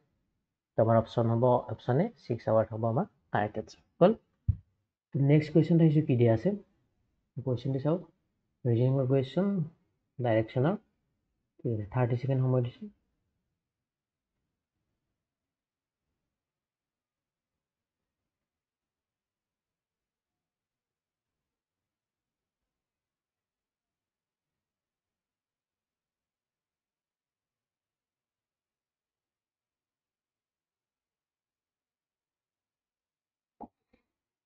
কি কৈছে কুৱেশ্যনটিত a person walks towards his house at 8 AM and observed his shadow to his right in which direction he is walking মানে ৰাতিপুৱা 8:30 বজাত এজন ব্যক্তিয়ে নিজৰ ঘৰৰ ফালে খোজকাঢ়ি আছে খোজকাঢ়োতে তাৰ ছাটো কি হৈছে তাৰ সোঁফালে আছে তেতিয়াহ'লে কোন দিশত তেওঁ খোজকাঢ়িছে আমাক সেইটো সুধিছে ঠিক আছে এতিয়া মানুহজনে 4টা ডাইৰেকশ্যনত খোজকাঢ়িব পাৰে তো মই গোটেই 4টা পচিবিলিটি এবাৰ ধুনীয়াকৈ বুজাই দিছোঁ তো সূৰ্যটো সদায় পূবফালৰ পৰা আহে সূৰ্যৰ পোহৰটো এইটো পূবফালে মই সূৰ্যটো ল'লোঁ ঠিক আছে এতিয়া সূৰ্যৰ পোহৰটো এইফালৰ পৰা আহিব এইফালৰ পৰা আহিব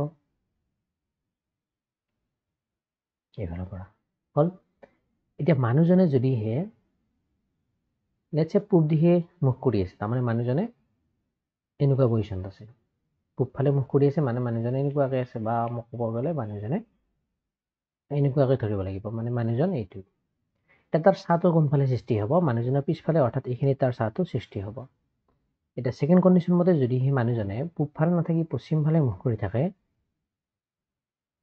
তেতিয়াহ'লে তাৰ ছাটো কি হ'ব সেই সূৰ্যৰ পোহৰ তাৰ ছাটো সেই মানুহজনৰ ওপৰতে পৰিব মানে এইফালে থাকিব তাৰ ছাটো এইফালে থাকিব ঠিক আছে এতিয়া মানুহজনে পূবফালে নাথাকে পশ্চিমফালে নাথাকে যদি উত্তৰফালে মুখ কৰি থাকে যদি মানুহজনে উত্তৰমুখীয়াকৈ এনেকৈ থাকে এনেকুৱাকৈ থাকে উত্তৰ মুখাকৈ, তেতিয়াহ'লে তাৰ ছাটো কি থাকিব, তাৰ ছাটো পৰিব তাৰ এইফালে, কাৰণ সূৰ্য পোহৰ এইফালৰ পৰা আহি কিনে তাৰ ছাটো পৰিব এইফালে, হ'ব চা। আকৌ যদি সেই মানুহজনে দক্ষিণমুখাকৈ মুখ কৰি থাকে, এইটো হ'ল দক্ষিণ চাইড, দুইমুখাকৈ যদি মুখ কৰি থাকে তেতিয়াহ'লে তাৰ ছাটো কোনফালে পৰিব, তাৰ ছাটো পৰিব আকৌ এইটো চাইডে এনেকৈ। এতিয়া আমাক কি দিয়া আছে, শ্যাডো টু হিজ ৰাইট, মানে তাৰ শ্যাডোটো কোনফালে পৰিব, ৰাইট চাইডে পৰিব। এইটো কোনটো কণ্ডিশ্যনত তাৰ শ্যাডোটো ৰাইট চাইডে পৰিছে আমি সেইটো চাওঁ। প্ৰথমতে মানুহজনে এইমুখ দি আছিল, নেক্সট কণ্ডিশ্যন মানুহজনে আছে এইমুখকৈ, ঠিক আছে। এতিয়া ইয়াত ৰাইট চাইড, এই দুটা কণ্ডিশ্যনত লেফ্ট চাইড আৰু ৰাইট চাইডৰ কথাই নাহে, কাৰণ এইটোত পৰিব ডাইৰেক্ট তাৰ নিজৰ ফালে, নিজৰ মুখৰ ফালে, আৰু আনটোত পৰিব তাৰ নিজৰ মুখৰ পিছৰ ফালে। এই কণ্ডিশ্যন দুটাত ৰাইট চাইড লেফ্ট চাইড কথা আহিব। এতিয়া এই কণ্ডিশ্যনটোত এইটো মানুহজনৰ কি চাইড হ'ব, এইটো চাইড হ'ব মানুহজনৰ লেফ্ট চাইড, আৰু এইটো চাইড হ'ব মানুহজনৰ ৰাইট চাইড। আৰু এই কণ্ডিশ্যনটোত কি হ'ব, এই কণ্ডিশ্যনত মানুহজনে এইফালে চাই থাকিলে এইটো হ'ব তাৰ ৰাইট চাইড, আৰু এইটো চাইড হ'ব তাৰ লেফ্ট চাইড। এতিয়া কুৱেশ্যন মতে দিয়া আছে তাৰ ছাটো কোনফালে পৰিছে, তাৰ ৰাইট চাইডে পৰিছে। তো এই কণ্ডিশ্যনটোত মানুহজনৰ ছাটো তাৰ ৰাইট চাইডে পৰিছে, তাৰমানে মানুহজনে কোন মুখ দি আছিল, মানুহজনে এই মুখ দি আছিল, অৰ্থাৎ এইটো চাইড আমাৰ কি, তলৰ চাইডটো হ'ল আমাৰ চাউথ। তো মানুহজনে কোন মুখ দি আছে, বা তাৰ ঘৰটো কোন মুখাকৈ আছে, বা তাৰ কোনফালে খোজকাঢ়ি আছে, চাউথ ডাইৰেকশ্যনত সি যাই আছে। তো অপশ্যন 2 চাউথ হ'ব আমাৰ কাৰেক্ট এনচাৰ হ'ল। নেক্সট কুৱেশ্যন আহিছোঁ, কি দিয়া আছে, পাৰ্চেণ্টেজৰ কুৱেশ্যন, 30 ছেকেণ্ড সময় দিছোঁ।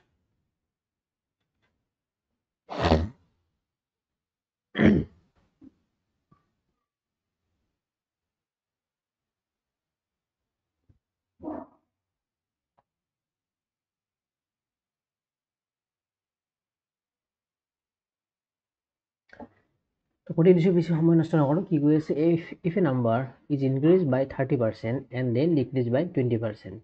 কৈছে কি এটা নাম্বাৰ যদি সেই প্ৰথমতে 30% ইনক্ৰিজ হয় আৰু তাৰপিছত 20% ডিক্ৰিজ হয়, what is the net percentage change, তেতিয়াহ'লে তাৰ পাৰ্চেণ্টেজ কিমান চেঞ্জ হ'ব সেইটো সুধিছে। মানে কোনো এটা সংখ্যা প্ৰথমে 30% বৃদ্ধি কৰা হৈছে, তাৰপিছত 20% হ্ৰাস কৰা হৈছে, তেতিয়াহ'লে তাৰ কিমান শতকৰা চেঞ্জ হ'ব সেইটো সুধিছে। নাম্বাৰটো আমি সহজ হ'বলৈ ধৰি ল'লোঁ 100। এতিয়া 100টো ফাৰ্ষ্ট কি হৈছে, 30% ইনক্ৰিজ হৈছে, 30% ইনক্ৰিজ হৈছে, তাৰমানে 100 নাম্বাৰটো গৈ কিনে কি হ'ব, 130 হ'ব। নেক্সট কি কৈছে, দেন ডিক্ৰিজ বাই 20%, আৰু নেক্সট যিটো 130 নাম্বাৰ আছিল এই নাম্বাৰটো আকৌ তাৰপিছত কি হ'ব, 20% ডিক্ৰিজ হ'ব। এতিয়া 130ৰ 20% কিমান, 20/100, 0 0 0 0 কেঞ্চেল, 13 2 26। 20% ডিক্ৰিজ হ'লে ইয়াৰ পৰা 26 মাইনাছ হ'ব, 130ৰ পৰা 26 মাইনাছ হ'লে কিমান ৰৈ যাব, 104। তাৰমানে 20% ডিক্ৰিজ হ'লে 104 হ'ব। তো 100ৰ পৰা ফাইনেলি কিমান পালোঁ আমি, একবাৰ ইনক্ৰিজ তাৰপিছত ডিক্ৰিজ হোৱাৰ পিছত আমি ফাইনেলি ভেলু পালোঁ 104। তাৰমানে কিমান ইনক্ৰিজ হৈছে, +4 ইনক্ৰিজ হৈছে। তো পাৰ্চেণ্টেজ ইনক্ৰিজ কিমান হ'ব, 4 ডিভাইডেড বাই 100। 100 কিয় লৈছোঁ, কাৰণ ইনিচিয়েল যিটো লৈছোঁ সেইটো আমি তলত লওঁ, ইনটু 100%, ঠিক আছে। তো ইয়াৰ পৰা 100 কেঞ্চেল, তো 4% কি হ'ব, এই দুটা কণ্ডিশ্যন এপ্লাই কৰাৰ পিছত 4% ইনক্ৰিজ হ'ব, অপশ্যন এ হ'ব আমাৰ কাৰেক্ট এনচাৰ হ'ল। নেক্সট কুৱেশ্যনত কি আছে, মেনচুৰেশ্যনৰ কুৱেশ্যন, সময় দিছোঁ 30 ছেকেণ্ড, একদম চিম্পল কুৱেশ্যন, ট্ৰাই কৰক।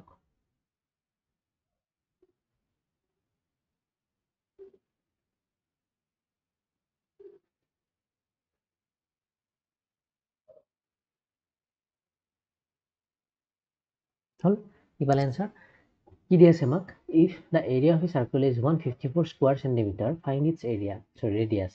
গতিকে এটা বৃত্তৰ ক্ষেত্ৰফল বা কালি 154 বৰ্গ চেণ্টিমিটাৰ হ'লে ইয়াৰ ব্যাসাৰ্ধ কিমান সেইটো। তো এৰিয়া অফ এ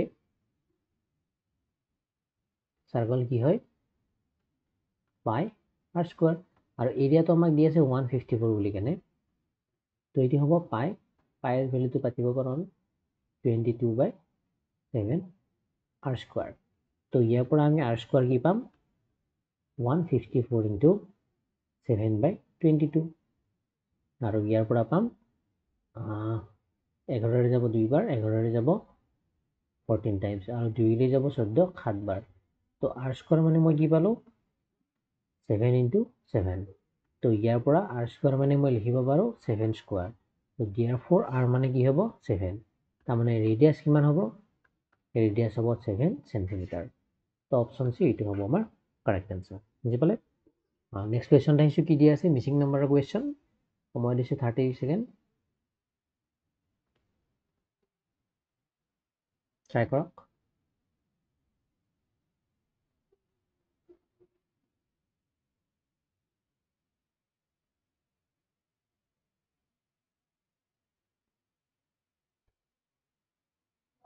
নহ'ল এনচাৰ কি পালে চাব মই কৰাই দিছোঁ চিৰিজটো দিয়া আছে আমাক 110, 132, 156, কুৱেশ্যন মাৰ্ক, 210 তো যদিহে মিচিং নাম্বাৰ দিয়া থাকে সদায় এটা বস্তু চেক কৰিব যে ফাৰ্ষ্ট আৰু ছেকেণ্ড নাম্বাৰৰ এনে আপুনি নাম্বাৰ দুটা চাব ইহঁত ওচৰে পাজৰে আছে মানে সিমান এটা ডিষ্টেঞ্চ নাই আকৌ থাৰ্ড আৰু ছেকেণ্ড আৰু থাৰ্ড নাম্বাৰৰ সিমান এটা ডিষ্টেঞ্চ নাই যদিহে নাম্বাৰবোৰ ওচৰা ওচৰিকৈ থাকে তেতিয়াহ'লে সদায় আমি কি চেষ্টা কৰিম উলিয়াব ইহঁতৰ ডিফাৰেঞ্চবোৰ উলিয়াবলৈ ট্ৰাই কৰিম তো ডিফাৰেঞ্চৰ পৰা বহুখিনি হৈ যায় কিন্তু যদিহে তেনেকুৱাকৈ নহয় তাৰপিছত বেলেগ মাথা মাৰিব লাগিব কিন্তু কিছুমান চিৰিজ যেনেকুৱা থাকে যেনেকুৱা ধৰি লওঁ এইটো তাৰপিছত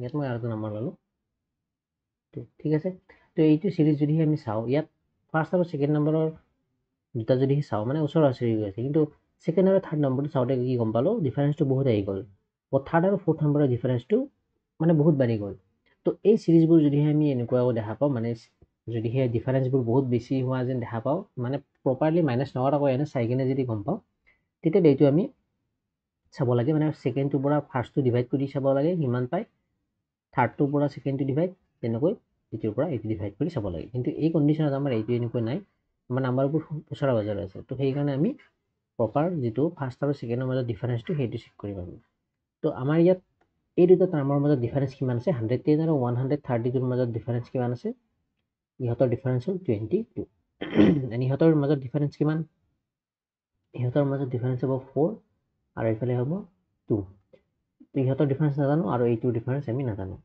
এতিয়া আমি ডাইৰেক্ট এনচাৰটো ইয়াৰ পৰা ক'ব নোৱাৰোঁ কিন্তু আমি এটা এজাম্পশ্যন কৰিব পাৰোঁ যে যদি সেইটো 22 হয় এইটো 24 হয় নেক্সটটো ডিফাৰেঞ্চটো কি হ'ব লাগে 26 হ'ব পাৰে তো যদিহে 26 হয় বুলি ধৰি লওঁ তেতিয়াহ'লে এই নাম্বাৰটো কি হ'ব মই উলিয়াই দিছোঁ 156ৰ লগত 26 প্লাছ কৰিলে কিমান পাম 6 12 2 7 15 2 17 18 182 পাম আৰু এই মেথডত মানে এই চিষ্টেমত ফ'ল' কৰিব গ'লে এই ডিফাৰেঞ্চটো কিমান হ'ব 28 হ'ব আৰু আমি এতিয়া চেক কৰিম এই নাম্বাৰটোৰ লগত 28 প্লাছ কৰিলে এইটো পাম নেকি যদিহে পাওঁ আমাৰ এইটো হ'ব কাৰেক্ট এনচাৰ যদিহে নাপাওঁ আমি বেলেগ পেটাৰ্ণ আমি বিচাৰিব লাগিব ঠিক আছে তো প্লাছ কৰি দিছোঁ 8 10 0 7 18 2 20 21 তাৰমানে ফ'ল' কৰিছে মানে এই 210 পাওঁ তাৰমানে আমাৰ পেটাৰ্ণটো হ'ল যিটো আমাৰ ডিফাৰেঞ্চ সেইটোৰ লগত প্লাছটো কৰি কিনে যাই থাকিব লাগে তো আমি ফাইনেলি আমাৰ কুৱেশ্যন মাৰ্কৰ ঠাইত এনচাৰটো কি হ'ব 182 অপশ্যন 3 এইটো হ'ব এনচাৰ এইটোক আমি ডাবল ডিফাৰেঞ্চ বুলি ক'ব পাৰোঁ যেনেকুৱা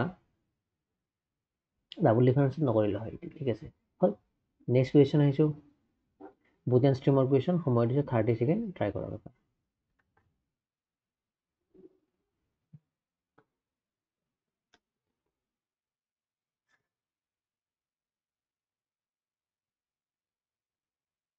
আগৰদৰে চেম কুৱেশ্যন আগৰটোৰ দৰে কি দিয়া আছে আমাক A man can row a boat 18 km downstream in 2 hours and 12 km upstream in 2 hours. Find the speed of the stream. এজন মানুহে 2 ঘণ্টাত 18 কিলোমিটাৰ তললৈ অৰ্থাৎ নদীৰ সোঁতৰ দিশত আৰু 2 ঘণ্টাত 12 কিলোমিটাৰ ওপৰলৈ অৰ্থাৎ নদীৰ সোঁতৰ বিপৰীত দিশত যাব পাৰে বা নাওখন চলাব পাৰে তেতিয়াহ'লে নদীৰ সোঁতৰ গতি কিমান সেইটো সুধিছে মানে আমাক দিয়া আছে ডিষ্টেঞ্চটো প্ৰথম আপষ্ট্ৰীম দিয়ে ডাউনষ্ট্ৰীম দিয়া আছে এইটো ডাউনষ্ট্ৰীম এইটো আপষ্ট্ৰীম তো ডাউনষ্ট্ৰীমত আমাক কি দিয়া আছে যদি চাওঁ 18 কিলোমিটাৰ ডাউনষ্ট্ৰীমত যাবলৈ সময় লাগে 2 ঘণ্টা তো ডিষ্টেঞ্চ দিয়া আছে 18 কিলোমিটাৰ সময় লাগে 2 ঘণ্টা তেতিয়াহ'লে ডাউনষ্ট্ৰীম স্পীড কিমান হ'ব ডিষ্টেঞ্চ ডিভাইডেড বাই টাইম 18/2 কিলোমিটাৰ পাৰ আৱাৰ ইয়াৰ ভেলু হ'ব 9 কিলোমিটাৰ পাৰ আৱাৰ ঠিক একেদৰে আপষ্ট্ৰীমত যদি চাওঁ আপষ্ট্ৰীমত কি কৈছে 12 কিলোমিটাৰ যাবলৈ সময় লাগে 2 ঘণ্টা তো ডিষ্টেঞ্চ ইয়াত হ'ব 12 কিলোমিটাৰ টাইম হ'ব 2 ঘণ্টা তো ইয়াৰ ফৰ আপষ্ট্ৰীম স্পীড কিমান হ'ব 12 divided by 2 kilometre per hour year value পাম 6 কিলোমিটাৰ পাৰ আৱাৰ আগৰ দৰে মই ডাউনষ্ট্ৰীম স্পীডক মই লিখিব পাৰোঁ v প্লাছ ইউ আৰু আপষ্ট্ৰীম স্পীডক মই লিখিব পাৰোঁ v মাইনাছ ইউ এতিয়া মোক কি লাগে find the speed of stream অৰ্থাৎ ইউৰ ভেলু কিমান মোক সেইটো লাগে তো এই দুটা আমাক যদি সেই দিয়া থাকে ইয়াৰ পৰা একবাৰ দুটা প্লাছ হ'ব একবাৰ দুটা মাইনাছ হ'ব যদি দিয়া থাকে তো ইয়াৰ পৰা যদি ছেকেণ্ডটো অৰ্থাৎ ইউৰ ভেলু উলিয়াব লাগে তেতিয়াহ'লে কি কৰিব লাগে ডাঙৰটোৰ পৰা সৰুটো মাইনাছ কৰি 2ৰে ডিভাইড কৰিব লাগে তাৰমানে কি পাম 3/2 which is equal to 1.5 km/h তো আমি স্পীডটো কিমান পালো পানীৰ সোঁতৰ স্পীডটো হ'ব 1.5 km/h অপশ্যন এ হ'ব আমাৰ কাৰেক্ট এনচাৰ হ'ল আহিছোঁ নেক্সট কুৱেশ্যনত কি দি আছে ইয়াতে মিছিং নাম্বাৰৰ কুৱেশ্যন সময় দিলোঁ 15 ছেকেণ্ড ট্ৰাই কৰক একদম সহজ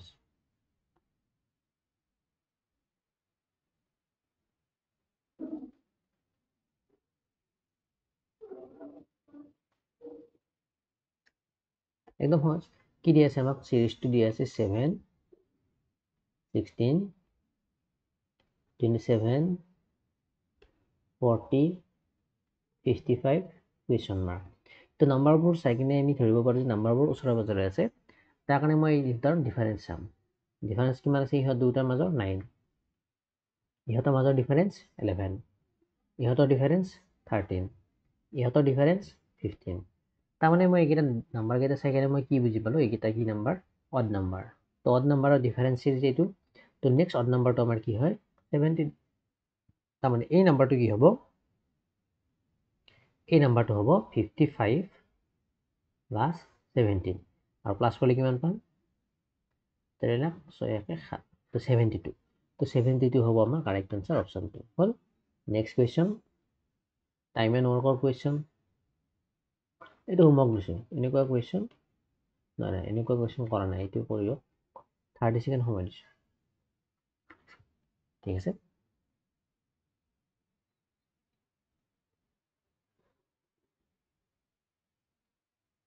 ভিডিঅ'টো শেষলৈ চাব শেষত আমি কেইটামান ইম্পৰ্টেণ্ট চিটিং এৰেঞ্জমেণ্টৰ কুৱেশ্যন লৈছোঁ তো সেইকেইটা ভালদৰে চাব আহিব পাৰে এক্সামত চিটিং এৰেঞ্জমেণ্ট বা নম্বৰ বেছিকৈ পোৱা ইজনে সিজনতকৈ নম্বৰ বেছি পালে চবতকৈ বেছি কোন নম্বৰ কোনে নম্বৰ পালে সেনেকুৱা কুৱেশ্যন আহে এক্সামত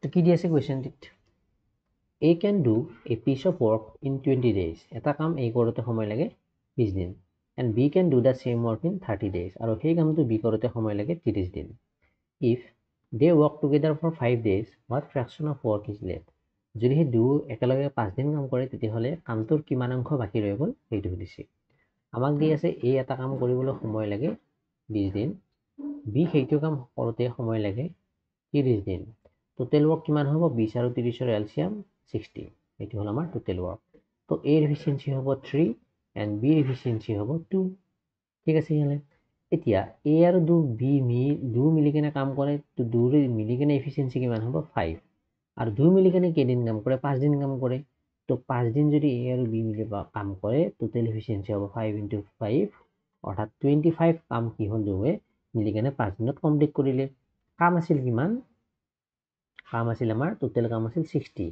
তাৰে 25 দুই মিলি কমপ্লিট কৰিলে কিমান কাম বাকী ৰ'ল কাম বাকী ৰ'ল আমাৰ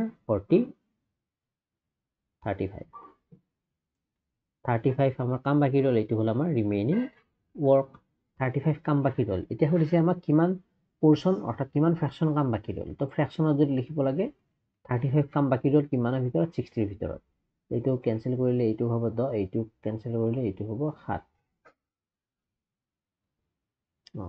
7/10 হয় অপশ্যনত কি আছে 20 30 এলচিয়ামটো 60 হ'লে এ হ'ব 3 বি হ'ব 2 3 দিয়ে 5 5 দিন কাম কৰিলে 5 দিন 25 কমপ্লিট হ'ব তো 60ৰ পৰা 25 গ'লে 35 কাম বাকী ৰ'ল 35 কাম বাকী ৰ'লে 35 what fraction of work is left কিমান ফ্ৰেকশ্যন কাম বাকী ৰ'ল ঠিকেই আছে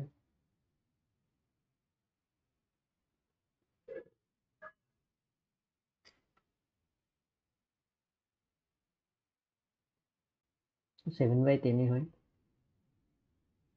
সরি 7/10 কেনেকৈ হ'ব 7/12 হয় 5 কাটিছোঁ 7 বাৰ 5 কাটিছোঁ 12 বাৰ 7/12 আৰু ফাৰ্দাৰ ইয়াক কটাকটি কৰিব নোৱাৰি 7/12 হ'ব এনচাৰ তো অপশ্যনত নাই অপশ্যনবোৰ হয়তো অলপ ভুল আছে তো 7/12 অংশ কাম কি হ'ব বাকী ৰ'ব ঠিক আছে আহিছোঁ নেক্সট কুৱেশ্যনত কি দি আছে তো মিচিং চিৰিজৰ কুৱেশ্যন এলফাবেট চিৰিজ এইটো তো ট্ৰাই কৰক 15 সেকেন্ড সময় দিছো একদম সিম্পল কোৱেশ্চন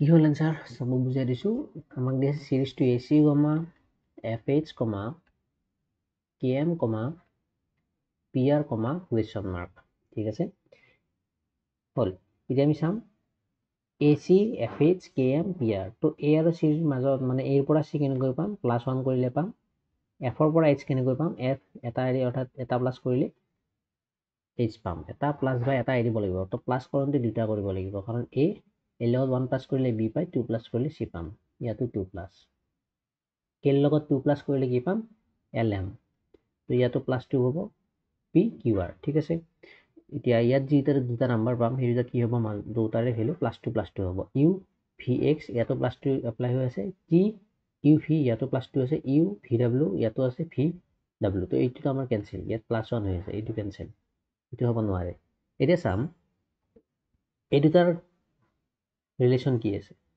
C ৰ পৰা F কেনেকৈ পায় C D E F অৰ্থাৎ +3 কৰিলে কি পায় F পায় আকৌ H ৰ পৰা কি কেনেকৈ পায় H I J K ইয়াতো +3 হৈছে তো M ৰ পৰা কি কেনেকৈ পাম +3 M N O P আৰু R ৰ পৰা +3 কৰিলে কি হয় R S T U U আৰু ইয়াত কি হ'ব +2 হ'ব VW তাৰমানে UW হ'ব আমাৰ কাৰেক্ট এনসাৰ তো অপশন 3 UW হ'ব আমাৰ গুড এনসাৰ হ'ল আহিছো নেক্সট কুৱেশ্যনত কি দি আছে এভাৰেজৰ কুৱেশ্যন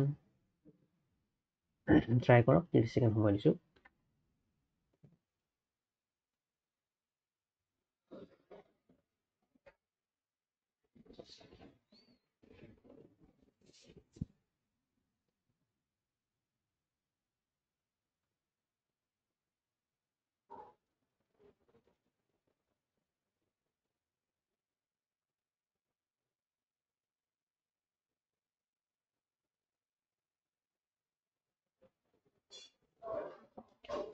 কি দি আছে কুৱেশ্যনটোত কি দি আছে আমাক the average age of 6 students is 14 years average age of 6 students is 14 years if the age of the teacher is included the average age becomes 15 years যদি এই টিচাৰ এজটো ধৰা হয় average age 15 বছৰ find the age of the teacher ছয়জন ছাত্ৰ ছাত্ৰীৰ বয়সৰ গড় অনুপাত দি আছে সৰি বয়সৰ এভাৰেজ অৰ্থাৎ গড় দি আছে 14 বছৰ শিক্ষকৰ বয়সটো অন্তৰ্ভুক্ত হলে গড় বয়স হ'ব 15 বছৰ শিক্ষকৰ বয়স কিমান সেইটো আমাক উলিয়াব দিছে হ'ল কোৱেশ্যনটো আকৌ বুজাই দিছো ছয়জন ছাত্ৰ ছাত্ৰীৰ এভাৰেজ হ'ল আমাৰ এভাৰেজ এজ হ'ল 14 বছৰ তাৰপিছত যদি সেই তাৰ টিচাৰৰ অৰ্থাৎ শিক্ষকজনৰ বয়সটো আমি যোগ দিওঁ তেতিয়াহ'লে এভাৰেজটো কি হৈ যাব 15 বছৰ হৈ যাব তেতিয়াহ'লে শিক্ষকজনৰ বয়সটো কিমান সেইটো সুধিছে ঠিক আছে এতিয়া আমি যদি চাওঁ কেইজন ষ্টুডেণ্ট আছে 6জন আৰু সিহঁতৰ এভাৰেজ হ'ল 14 তো সাম কিমান হ'ব সাম অফ 6 ষ্টুডেণ্ট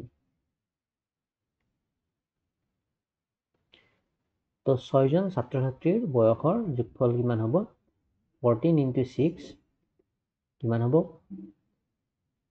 84 আৰু তাৰপিছত টিচাৰজন এড হওঁতে এভাৰেজটো কিমান হ'ল 15 হৈ গ'ল তেতিয়া টোটেল মানুহ কিমানজন থাকিব 7জন মানুহৰ এভাৰেজ কিমান হ'ল 15 হ'ল তো সাম কিমান হ'ব সাম হ'ব তেতিয়া 7 × 15 15 7 গুণ হয় 105 এটা দুটা ডিফাৰেন্স আহি গ'ল দুটা ডিফাৰেন্স কিমান ডিফাৰেন্স আহিল কিমান বয়সৰ পাৰ্থক্য আহিল ইফালে 14 আৰু 5 19 বছৰৰ পাৰ্থক্য আহিল 16 ইফালে 16 আৰু 5 21 বছৰৰ পাৰ্থক্য আহিছে যে 21 বছৰ পাৰ্থক্য আহিছে ইয়াত আছিল 6জন মানুহ ইয়াত আছে 7জন মানুহ মানে এক্সট্ৰাকৈ এজন মানুহ ইয়াত যোগ হৈছে সেইকাৰণে 21 বছৰৰ ডিফাৰেন্সটো আহিছে এক্সট্ৰাকৈ কোনজন মানুহ যোগ হৈছে টিচাৰ তো টিচাৰৰ বয়সটো কিমান হ'ব 21 ইয়াৰ্স তো অপশন নাই 20 16 পাইছে 21 14 পাইছে ঠিকেই আছে আৰু ইফালে 7জন এভাৰেজটো 15 হ'ল 15 7 গুণ 105 ঠিকেই আছে টিচাৰৰ এজ কিমান টিচাৰৰ এজটো মানে 5 সেইফালে 16 আছে টিচাৰৰ এজ 21 হ'ব 21 ইয়াত অপশ্যনত নাই যদিও এটা 21 কৰি ল'ব পাৰে ঠিক আছে সেইটোৱে বা এইটো খৰচকৈ কৰিব পাৰি যদিহে আপোনালোকৰ অলপ বেছি ষ্ট্ৰং হয় তেতিয়াহ'লে আমি ডাইৰেক্ট টিচাৰৰ এজটো কেনেকৈ উলিয়াব পাৰোঁ চাব। টিচাৰজন এড হোৱাৰ লগে লগে এভাৰেজটো কি হৈ গৈছে 14 বছৰৰ পৰা 15 বছৰ হৈ গৈছে। তাৰমানে টিচাৰৰ বয়সটো তেতিয়াহ'লে কি হ'ব, যিটো আগৰ এভাৰেজ তাৰ লগত টিচাৰজনৰ বয়সটো জোখোৱাৰ লগে লগে 1 বছৰকৈ প্ৰত্যেকৰে বয়সটো বাঢ়ি গৈছে। 1 বছৰকৈ যে বাঢ়ি গৈছে, কেইজন মানুহৰ 1 বছৰকৈ বাঢ়ি গৈছে? 7জন মানুহৰ। কাৰণ তেতিয়া সেই এভাৰেজটো বাঢ়িছে যে তাতে 7জন মানুহৰ কাৰণ কিয়? তাতে টিচাৰজনো ইনক্লুড আছে। তো এইটো 7জন মানুহৰ এজটো বাঢ়ি গৈছে। কেনেকৈ উলিয়ালো টিচাৰৰ বয়সটো? যিটো আগৰ এভাৰেজ সেইটো প্লাছ বয়স টিচাৰজন জোখোৱাৰ লগে লগে এভাৰেজটো কিমান চেঞ্জ হৈছে? 1 বছৰ বাঢ়ি গৈছে, 1 বছৰ সেইকাৰণে মই 1 লিখিছোঁ। আৰু 1 বছৰকৈ যে বাঢ়ি গৈছে, কেইজন মানুহৰ বাঢ়ি গৈছে? এভাৰেজটো 1 বছৰ বাঢ়িছে মানে কি? তাত কিমানজন মানুহ আছে? 7জন মানুহ আছে। তো 7জন মানুহৰ 1 বছৰকৈ বাঢ়ি গৈছে। তাৰমানে টিচাৰৰ এজ হ'ব 14 + 7 21 ইয়াৰ্ছ। এনেকৈ এটা লাইনতে উলিয়াব পাৰি, চামবিলাক নোলালে হয়, কিন্তু বুজি নাপাব পাৰে কিছুমানে, সেইকাৰণে মই এনেকৈ বহলকৈ কৰি দিছোঁ। নেক্সট কুৱেশ্যনত কি দি আছে? মেঞ্চুৰেশ্যনৰ কুৱেশ্যন। ট্ৰাই কৰক, 30 ছেকেণ্ড সময় দিছোঁ।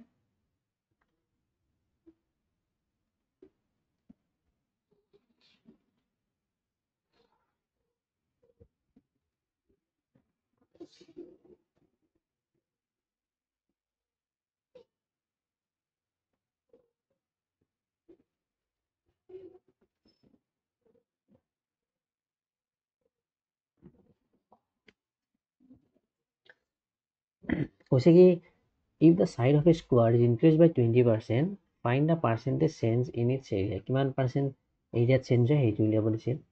20% কি হয়? ইনক্ৰিজ হয় বুলি কৈছে। লেটছ চে আমি ধৰি ল'লোঁ স্কুৱাৰৰ ছাইড মই 100 বুলি কেনে ধৰি ল'লোঁ। তাত 20% যদি ইনক্ৰিজ হৈ যায় তেতিয়াহ'লে নতুন ছাইড কিমান হ'ব? তাৰ 120 হ'ব। ঠিক আছে। আৰু তাৰ এৰিয়া এইটো হ'ল ছাইডক মই A বুলি ধৰোঁ, তো এইটো A1 ল'লোঁ আৰু এইটো A2 ল'লোঁ। হ'ল।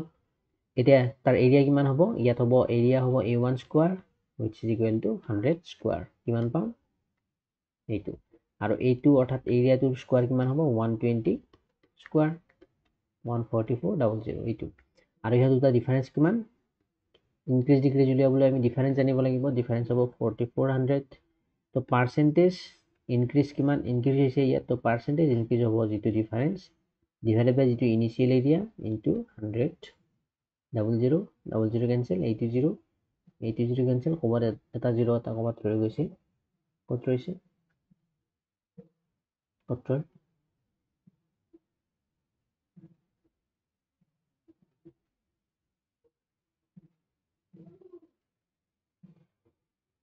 এটা 0 এটা ক'ত ৰৈ গৈছে? 00 কেঞ্চেল হ'লে ইয়াত ৰৈ গৈছে। 4টা আছিলে, 3টা লাগিছে। ইয়াত আৰু এটা 0 এটা লাগে। 10,000 আছিলে এইটো। এইটা দুটা 0 লগত এই দুটা 0 আৰু এই দুটা 0 লগত এইবাৰ মই 3টা 0 লিখিছোঁ। এই দুটা 0 লগত এই দুটা 0, এই দুটা 0 লগত এই দুটা 0 কেঞ্চেল। তো ইনক্ৰিজ কিমান হৈছে? 44% এৰিয়াত ইনক্ৰিজ হৈছে। ইয়াক হ'ল এইটো বেছিক মেথড। আৰু সহজকৈ কৰিব গ'লে মই সেইটো বুজাই দিছোঁ। 20% মানে কি হয়? 1/5 ৰেচিঅ'ত। তো 5ত কিমান বাঢ়ি গৈছে? 1 বাঢ়ি গৈছে। তাৰমানে যদি সেই আগত ছাইডটো আছিল 5, তাত নতুন ছাইড কিমান হ'ব? 6 হ'ব। আৰু স্কুৱাৰৰ এৰিয়া কিমান? ছাইডৰ ছাইডটোক আমি স্কুৱাৰ কৰি দিলে কিমান পাম? 25 পাম আগৰ স্কুৱাৰটোৰ এৰিয়া, আৰু নতুন স্কুৱাৰটোৰ এৰিয়া হ'ব 36। কিমান ইনক্ৰিজ হৈছে? 11 ইনক্ৰিজ হৈছে। কিমানৰ ভিতৰত? 25ৰ ভিতৰত ইনটু 100%। 25 100 যাব 4 বাৰ, 11 4 গুণ 44%। তো এইটো হ'ল সহজ মেথড। যেনেকৈ সহজ পায় তেনেকৈ কৰিব পাৰি। হ'ল। নেক্সট কুৱেশ্যন আহিছোঁ, কি দি আছে? Cheating এৰেঞ্জমেণ্টৰ question. ট্ৰাই কৰক। এইটো অলপ সময় লাগিব, এইটোত 45 ছেকেণ্ড দিছোঁ।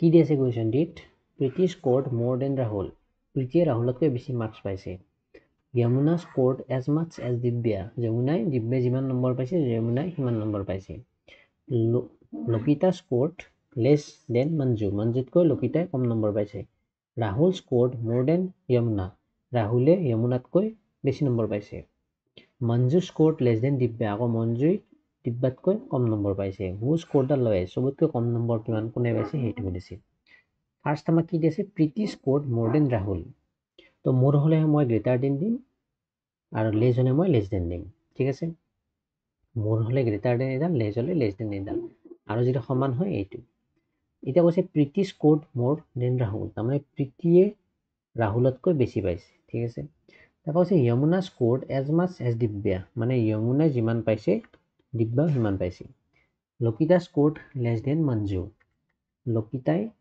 কি পাইছে স্ক'ৰ্ড লেছ দেন মঞ্জু তো লকিতাই মঞ্জুতকৈ কম পাইছে তাৰমানে বেছি কোনে পাইছে মঞ্জুই বেছি পাইছে কাতকৈ লকিতাতকৈ হ'ল ৰাহুল স্ক'ৰ্ড মোৰ দেন যমুনা ৰাহুলে যমুনাতকৈ বেছি পাইছে তাৰমানে ইয়াত মই যমুনাটো অলৰেডি পাইছোঁ তো ইয়াত মই গ্ৰেটাৰ দেন লিখিব পাৰোঁ লিখি কিনে মই কি লিখিব পাৰোঁ ৰাহুল তো এইখিনি কি বুজাইছে ৰাহুল স্ক'ৰ্ড বেছি মোৰ দেন যমুনা ঠিক আছে তো এটা লাইনতে অভাৰ হৈ গ'ল এতিয়া আমি আগৰ ঠিক আছে এইটোত মই এনেকৈ লিখিছোঁ তাৰপিছত কৈছে মঞ্জু স্ক'ৰ্ড লেছ দেন দিব্যা ইয়াত মঞ্জু অলৰেডি পাইছোঁ এইটো মঞ্জু আৰু এইটো দিব্যা তাৰমানে মঞ্জু স্ক'ৰ্ড লেছ দেন দিব্যা তাৰমানে দিব্যাতকৈ কম পাইছে কোনে মঞ্জুৱে এইটো সেইটো বুজাইছে দিব্যা বেছি পাইছে মঞ্জুতকৈ অৰ্থাৎ মঞ্জুৱে দিব্যাতকৈ কম পাইছে আৰু মঞ্জুতকৈ অলৰেডি কম পোৱা যেন জানো আমি কোনে সেইটো হ'ল লকিতা তো এইটো পাতি দিব পাৰি এইটো পাতি দিলে আমাৰ এইটো লিখাৰ অৰ্থ নাথাকে হ'ল তাৰপিছত কৈছে ঠিকে আছে এইখিনি আমাৰ ষ্টেটমেণ্ট দিয়া আছিল আৰু ইয়াৰ পৰা মই কি লিখিব পাৰোঁ ইয়াত অলৰেডি আৰটো আছে ইয়াতো আৰটো আছে আৰতকৈ পি বেছি পাইছে তো আৰতকৈ পি বেছি মই এইটো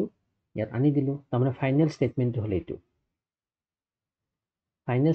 হ'ল এইটো য'ত নেকি প্ৰীতিয়ে চবতকৈ বেছি পাইছে তাৰপিছত পাইছে ৰাহুলে তাৰপিছত পাইছে যমুনা আৰু যমুনাৰ সমান মাৰ্কছ পাইছে দিব্যাই বেছি পাইছে মঞ্জুতকৈ আৰু মঞ্জুৱে বেছি পাইছে লকিতাতকৈ চবতকৈ কম কোনে পাইছে লকিতা তো অপশ্যন 4 এইটো হ'ব কাৰেক্ট এনচাৰ নেক্সট কুৱেশ্যন আহি কেতিয়া আছে এইকেইটা কৰি দিছোঁ সময় নষ্ট নকৰোঁ কি কৈছে if father is coded as এইটো then how ship be coded as তো ফাদাৰক কোড দি আছে FAHER ইয়াৰ কোডটো দিয়া আছে আমাক HCVJGT তেতিয়াহ'লে আমি উলিয়াব লাগে চিপ ইয়াৰ কোডটো কি হ'ব সেইটো উলিয়াব লাগে যদি চাওঁ এফৰ পৰা এইচ কেনেকৈ পাওঁ FGH মানে +1 ইয়াতো +1 ইয়াত TEV ইয়াতো +1 ইয়াতো +1 ইয়াতো +1 ইয়াতো +1 তো ইয়াতো +1 হ'ব এছৰ পিছত হ'ব T এইচৰ পিছত হ'ব I আইৰ পিছত হ'ব J ইয়াৰ পিছত হ'ব পিৰ পিছত Q তাৰমানে TIJQ হ'ব আমাৰ কাৰেক্ট এনচাৰ TIJQ অপশ্যন 1 এইটো হ'ব আমাৰ শুদ্ধ এনচাৰ হ'ল তাৰপিছত যদি নেক্সট কুৱেশ্যনটি চাওঁ কি দি আছে এইটো কম্পাউণ্ড ইণ্টাৰেষ্টৰ কুৱেশ্যন সময় দিছে 1 মিনিট এইটো কৰক ইম্পৰ্টেণ্ট কুৱেশ্যন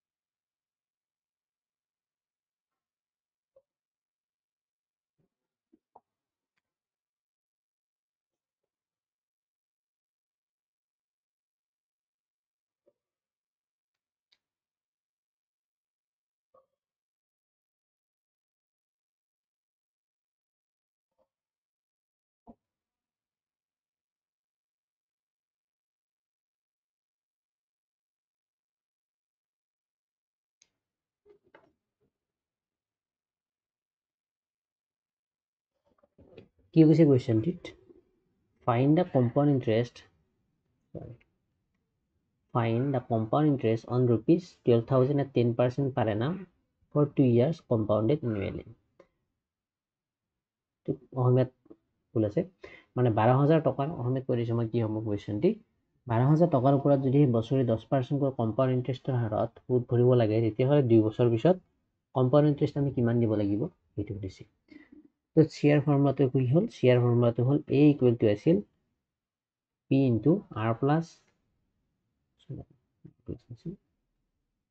1 প্লাছ, ঠিক আছে, লিখাত ঠিক আছে, 1 plus R by 100 whole to the power N। N মানে ইয়াত মই লিখি দিছোঁ গোটেইখিনি। A মানে হ'ল এমাউণ্ট, আৰু এমাউণ্ট মানে কি হয়? এমাউণ্ট মানে principal plus compound interest amount মানে। তো P মানে কি হ'ল? P মানে হ'ল প্ৰিন্সিপাল, তাৰপিছত R মানে হ'ল ৰেট, আৰু N মানে হ'ল যিটো সময়, টাইম ইন ইয়াৰ্ছ। সময়টো সদায় কি থাকিব লাগিব? কম্পাউণ্ড ইণ্টাৰেষ্টত বছৰত থাকিব লাগিব, এইটো ঠিক আছে। এইটো এতিয়া এমাউণ্টটো উলিয়াব পাৰিম মই। P কিমান? 12,000, 1 প্লাছ R ৰেট কিমান? 10 by 100 whole to the power N, সময় কিমান? 2 বছৰ, কিমান হ'ব? 12,000, 1 প্লাছ এইটো 10 বাই 100 মানে 1 বাই 10 হোল স্কোৱাৰ, 12,000 ইনটু 1 প্লাছ 1 বাই 10 মানে কি হয়? 11 বাই 10 হোল স্কোৱাৰ ইকুৱেল টু হ'ব 12,000 ইনটু 11 বাই 10 হোল স্কোৱাৰ মানে 11 বাই 10 ইনটু 11 বাই 10।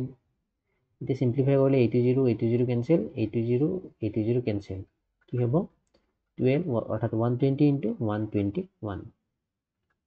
ইয়াৰ পৰা পাম 0 টো 0 ল'লোঁ, 12 এগুণ 12 2 হাতেৰে 12 দুগুণ 24, 25 5 হাতেৰ 2, 12 এগুণ 12 13 14 তো 14 ইয়াত।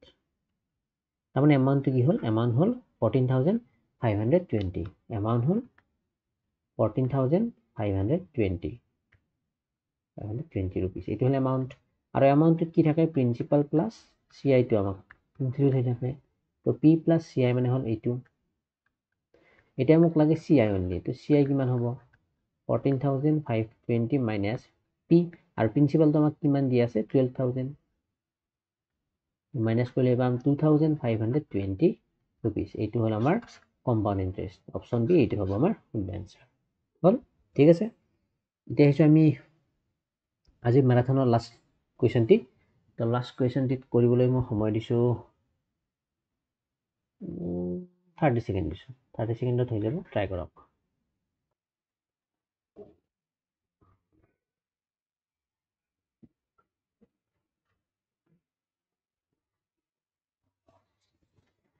এনেকুৱা কুৱেশ্যন আগতে কৰিছোঁ চাগে, নাই কৰা এনেকুৱা।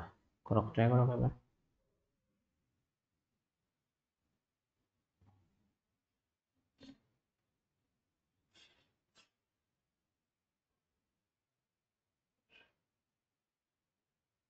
একদম চিম্পল, এনেকুৱাতো কৰিছোঁ, বহুবাৰে কৰিলোঁ।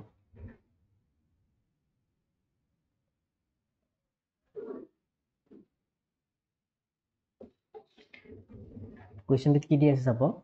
If the sum of two numbers is 30 and their difference is 6, find the numbers. কৈছে কি যদিহে দুটা সংখ্যাৰ যোগফল 30 অৰ্থাৎ 30 আৰু সিহঁতৰ পাৰ্থক্য 6, তেন্তে সংখ্যাবোৰ কিমান? সেইটো সুধিছে। এতিয়া আমাক দি আছে সংখ্যাৰ দুটা মই ধৰি ল'লোঁ A and B, আৰু সিহঁতৰ যোগফল দি আছে মোক 30, আৰু সিহঁতৰ বিয়োগফল আকৌ দি আছে মোক 6, ঠিক আছে। এতিয়া মোক লাগে A আৰু Bৰ ভেলু কিমান? সেইটো। তো এইটো কেনেকৈ চল্ভ কৰিব লাগে, সহজ মেথডটো মই অলৰেডি শিকাই দিছোঁ। মই বেছিকভাৱে এবাৰ বুজাই দি আছোঁ চাব। এইটো কেনেকৈ চল্ভ কৰিব পাৰি। নাম্বাৰ 1 নাম্বাৰ 2 দিলোঁ। ফাৰ্ষ্ট মই 1 প্লাছ 2 কৰিলোঁ। কি পাম? A plus B plus A minus B equal to 30 plus 6। কি হ'ব? A প্লাছ A অৰ্থাৎ 2A plus B minus B cancel, 36। ইয়াৰ পৰা পাম A equal two 36 divided by 2, যাৰ ভেলু হ'ব 18। তো এৰ ভেলু পালোঁ মই 18। আকৌ ইয়াত অপশ্যনৰ পৰা ডাইৰেক্ট কৈ দিব পাৰি 18 ইয়াতে এটাতো নাই, 18 থকা অনলি এইটো আছে, এইটো হ'ব কাৰেক্ট এনচাৰ। তথাপিও চল্ভ কৰি দিছোঁ। বিৰ ভেলু কেনেকৈ উলিয়াম? 1 মাইনাছ 2 কৰিম। কি হ'ব? A plus B minus A plus B equal to 30 minus 6। কিমান পাম? Plus A minus A cancel, 2B equal to 24। ইয়াৰ পৰা পাম B equal to 24 divided by 2 equal to হ'ব 12। তো বিৰ ভেলু মই কি পালোঁ? 12 পালোঁ। তাৰমানে সংখ্যা দুটা পালোঁ, এটা 18 আনটো হ'ব 12। অলৰেডি পালোঁ আমি এনচাৰ। এইটো হ'ল আমাৰ বেচিক মেথড। আৰু সহজকৈ কেনেকৈ কৰিব পাৰি? সহজকৈ কৰা মেথডটো হ'ল কি আছিল? সহজকৈ কৰা মেথডটো আৰু বুজাই দিছোঁৱেই মই অলৰেডি। তো সেইটো আপোনালোকে নিজে কৰি ল'ব পাৰিব। তো আজি এইখিনি কুৱেশ্যন আছিল আমাৰ মেৰাথন চিৰিজটোত। কেনে পালে জনাব। কোনোবাটো কুৱেশ্যনত যদি কিবা বুজি নোপোৱা থাকে কমেণ্ট বক্সত কুৱেশ্যন নাম্বাৰটি কৈ কিনে কমেণ্ট কৰি জনাব। মই ৰিপ্লাই দিবলৈ চেষ্টা কৰিম, বা টেলিগ্ৰাম গ্ৰুপতো জইন হ'ব পাৰে। লগতে আপোনালোকৰ কাৰণে এটা অনুৰোধ, চেনেলটো ছাবস্ক্ৰাইব কৰি থ'ব। আমাৰ চেনেলটো বহুতেই ভিডিঅ'সমূহ চাই যদিও বহু সংখ্যকে ছাবস্ক্ৰাইব কৰা নাই, তো প্লিজ ছাবস্ক্ৰাইব কৰিব। তো আজিলৈ মানে ভিডিঅ'টো চলোৱাৰ ধন্যবাদ। Thank U.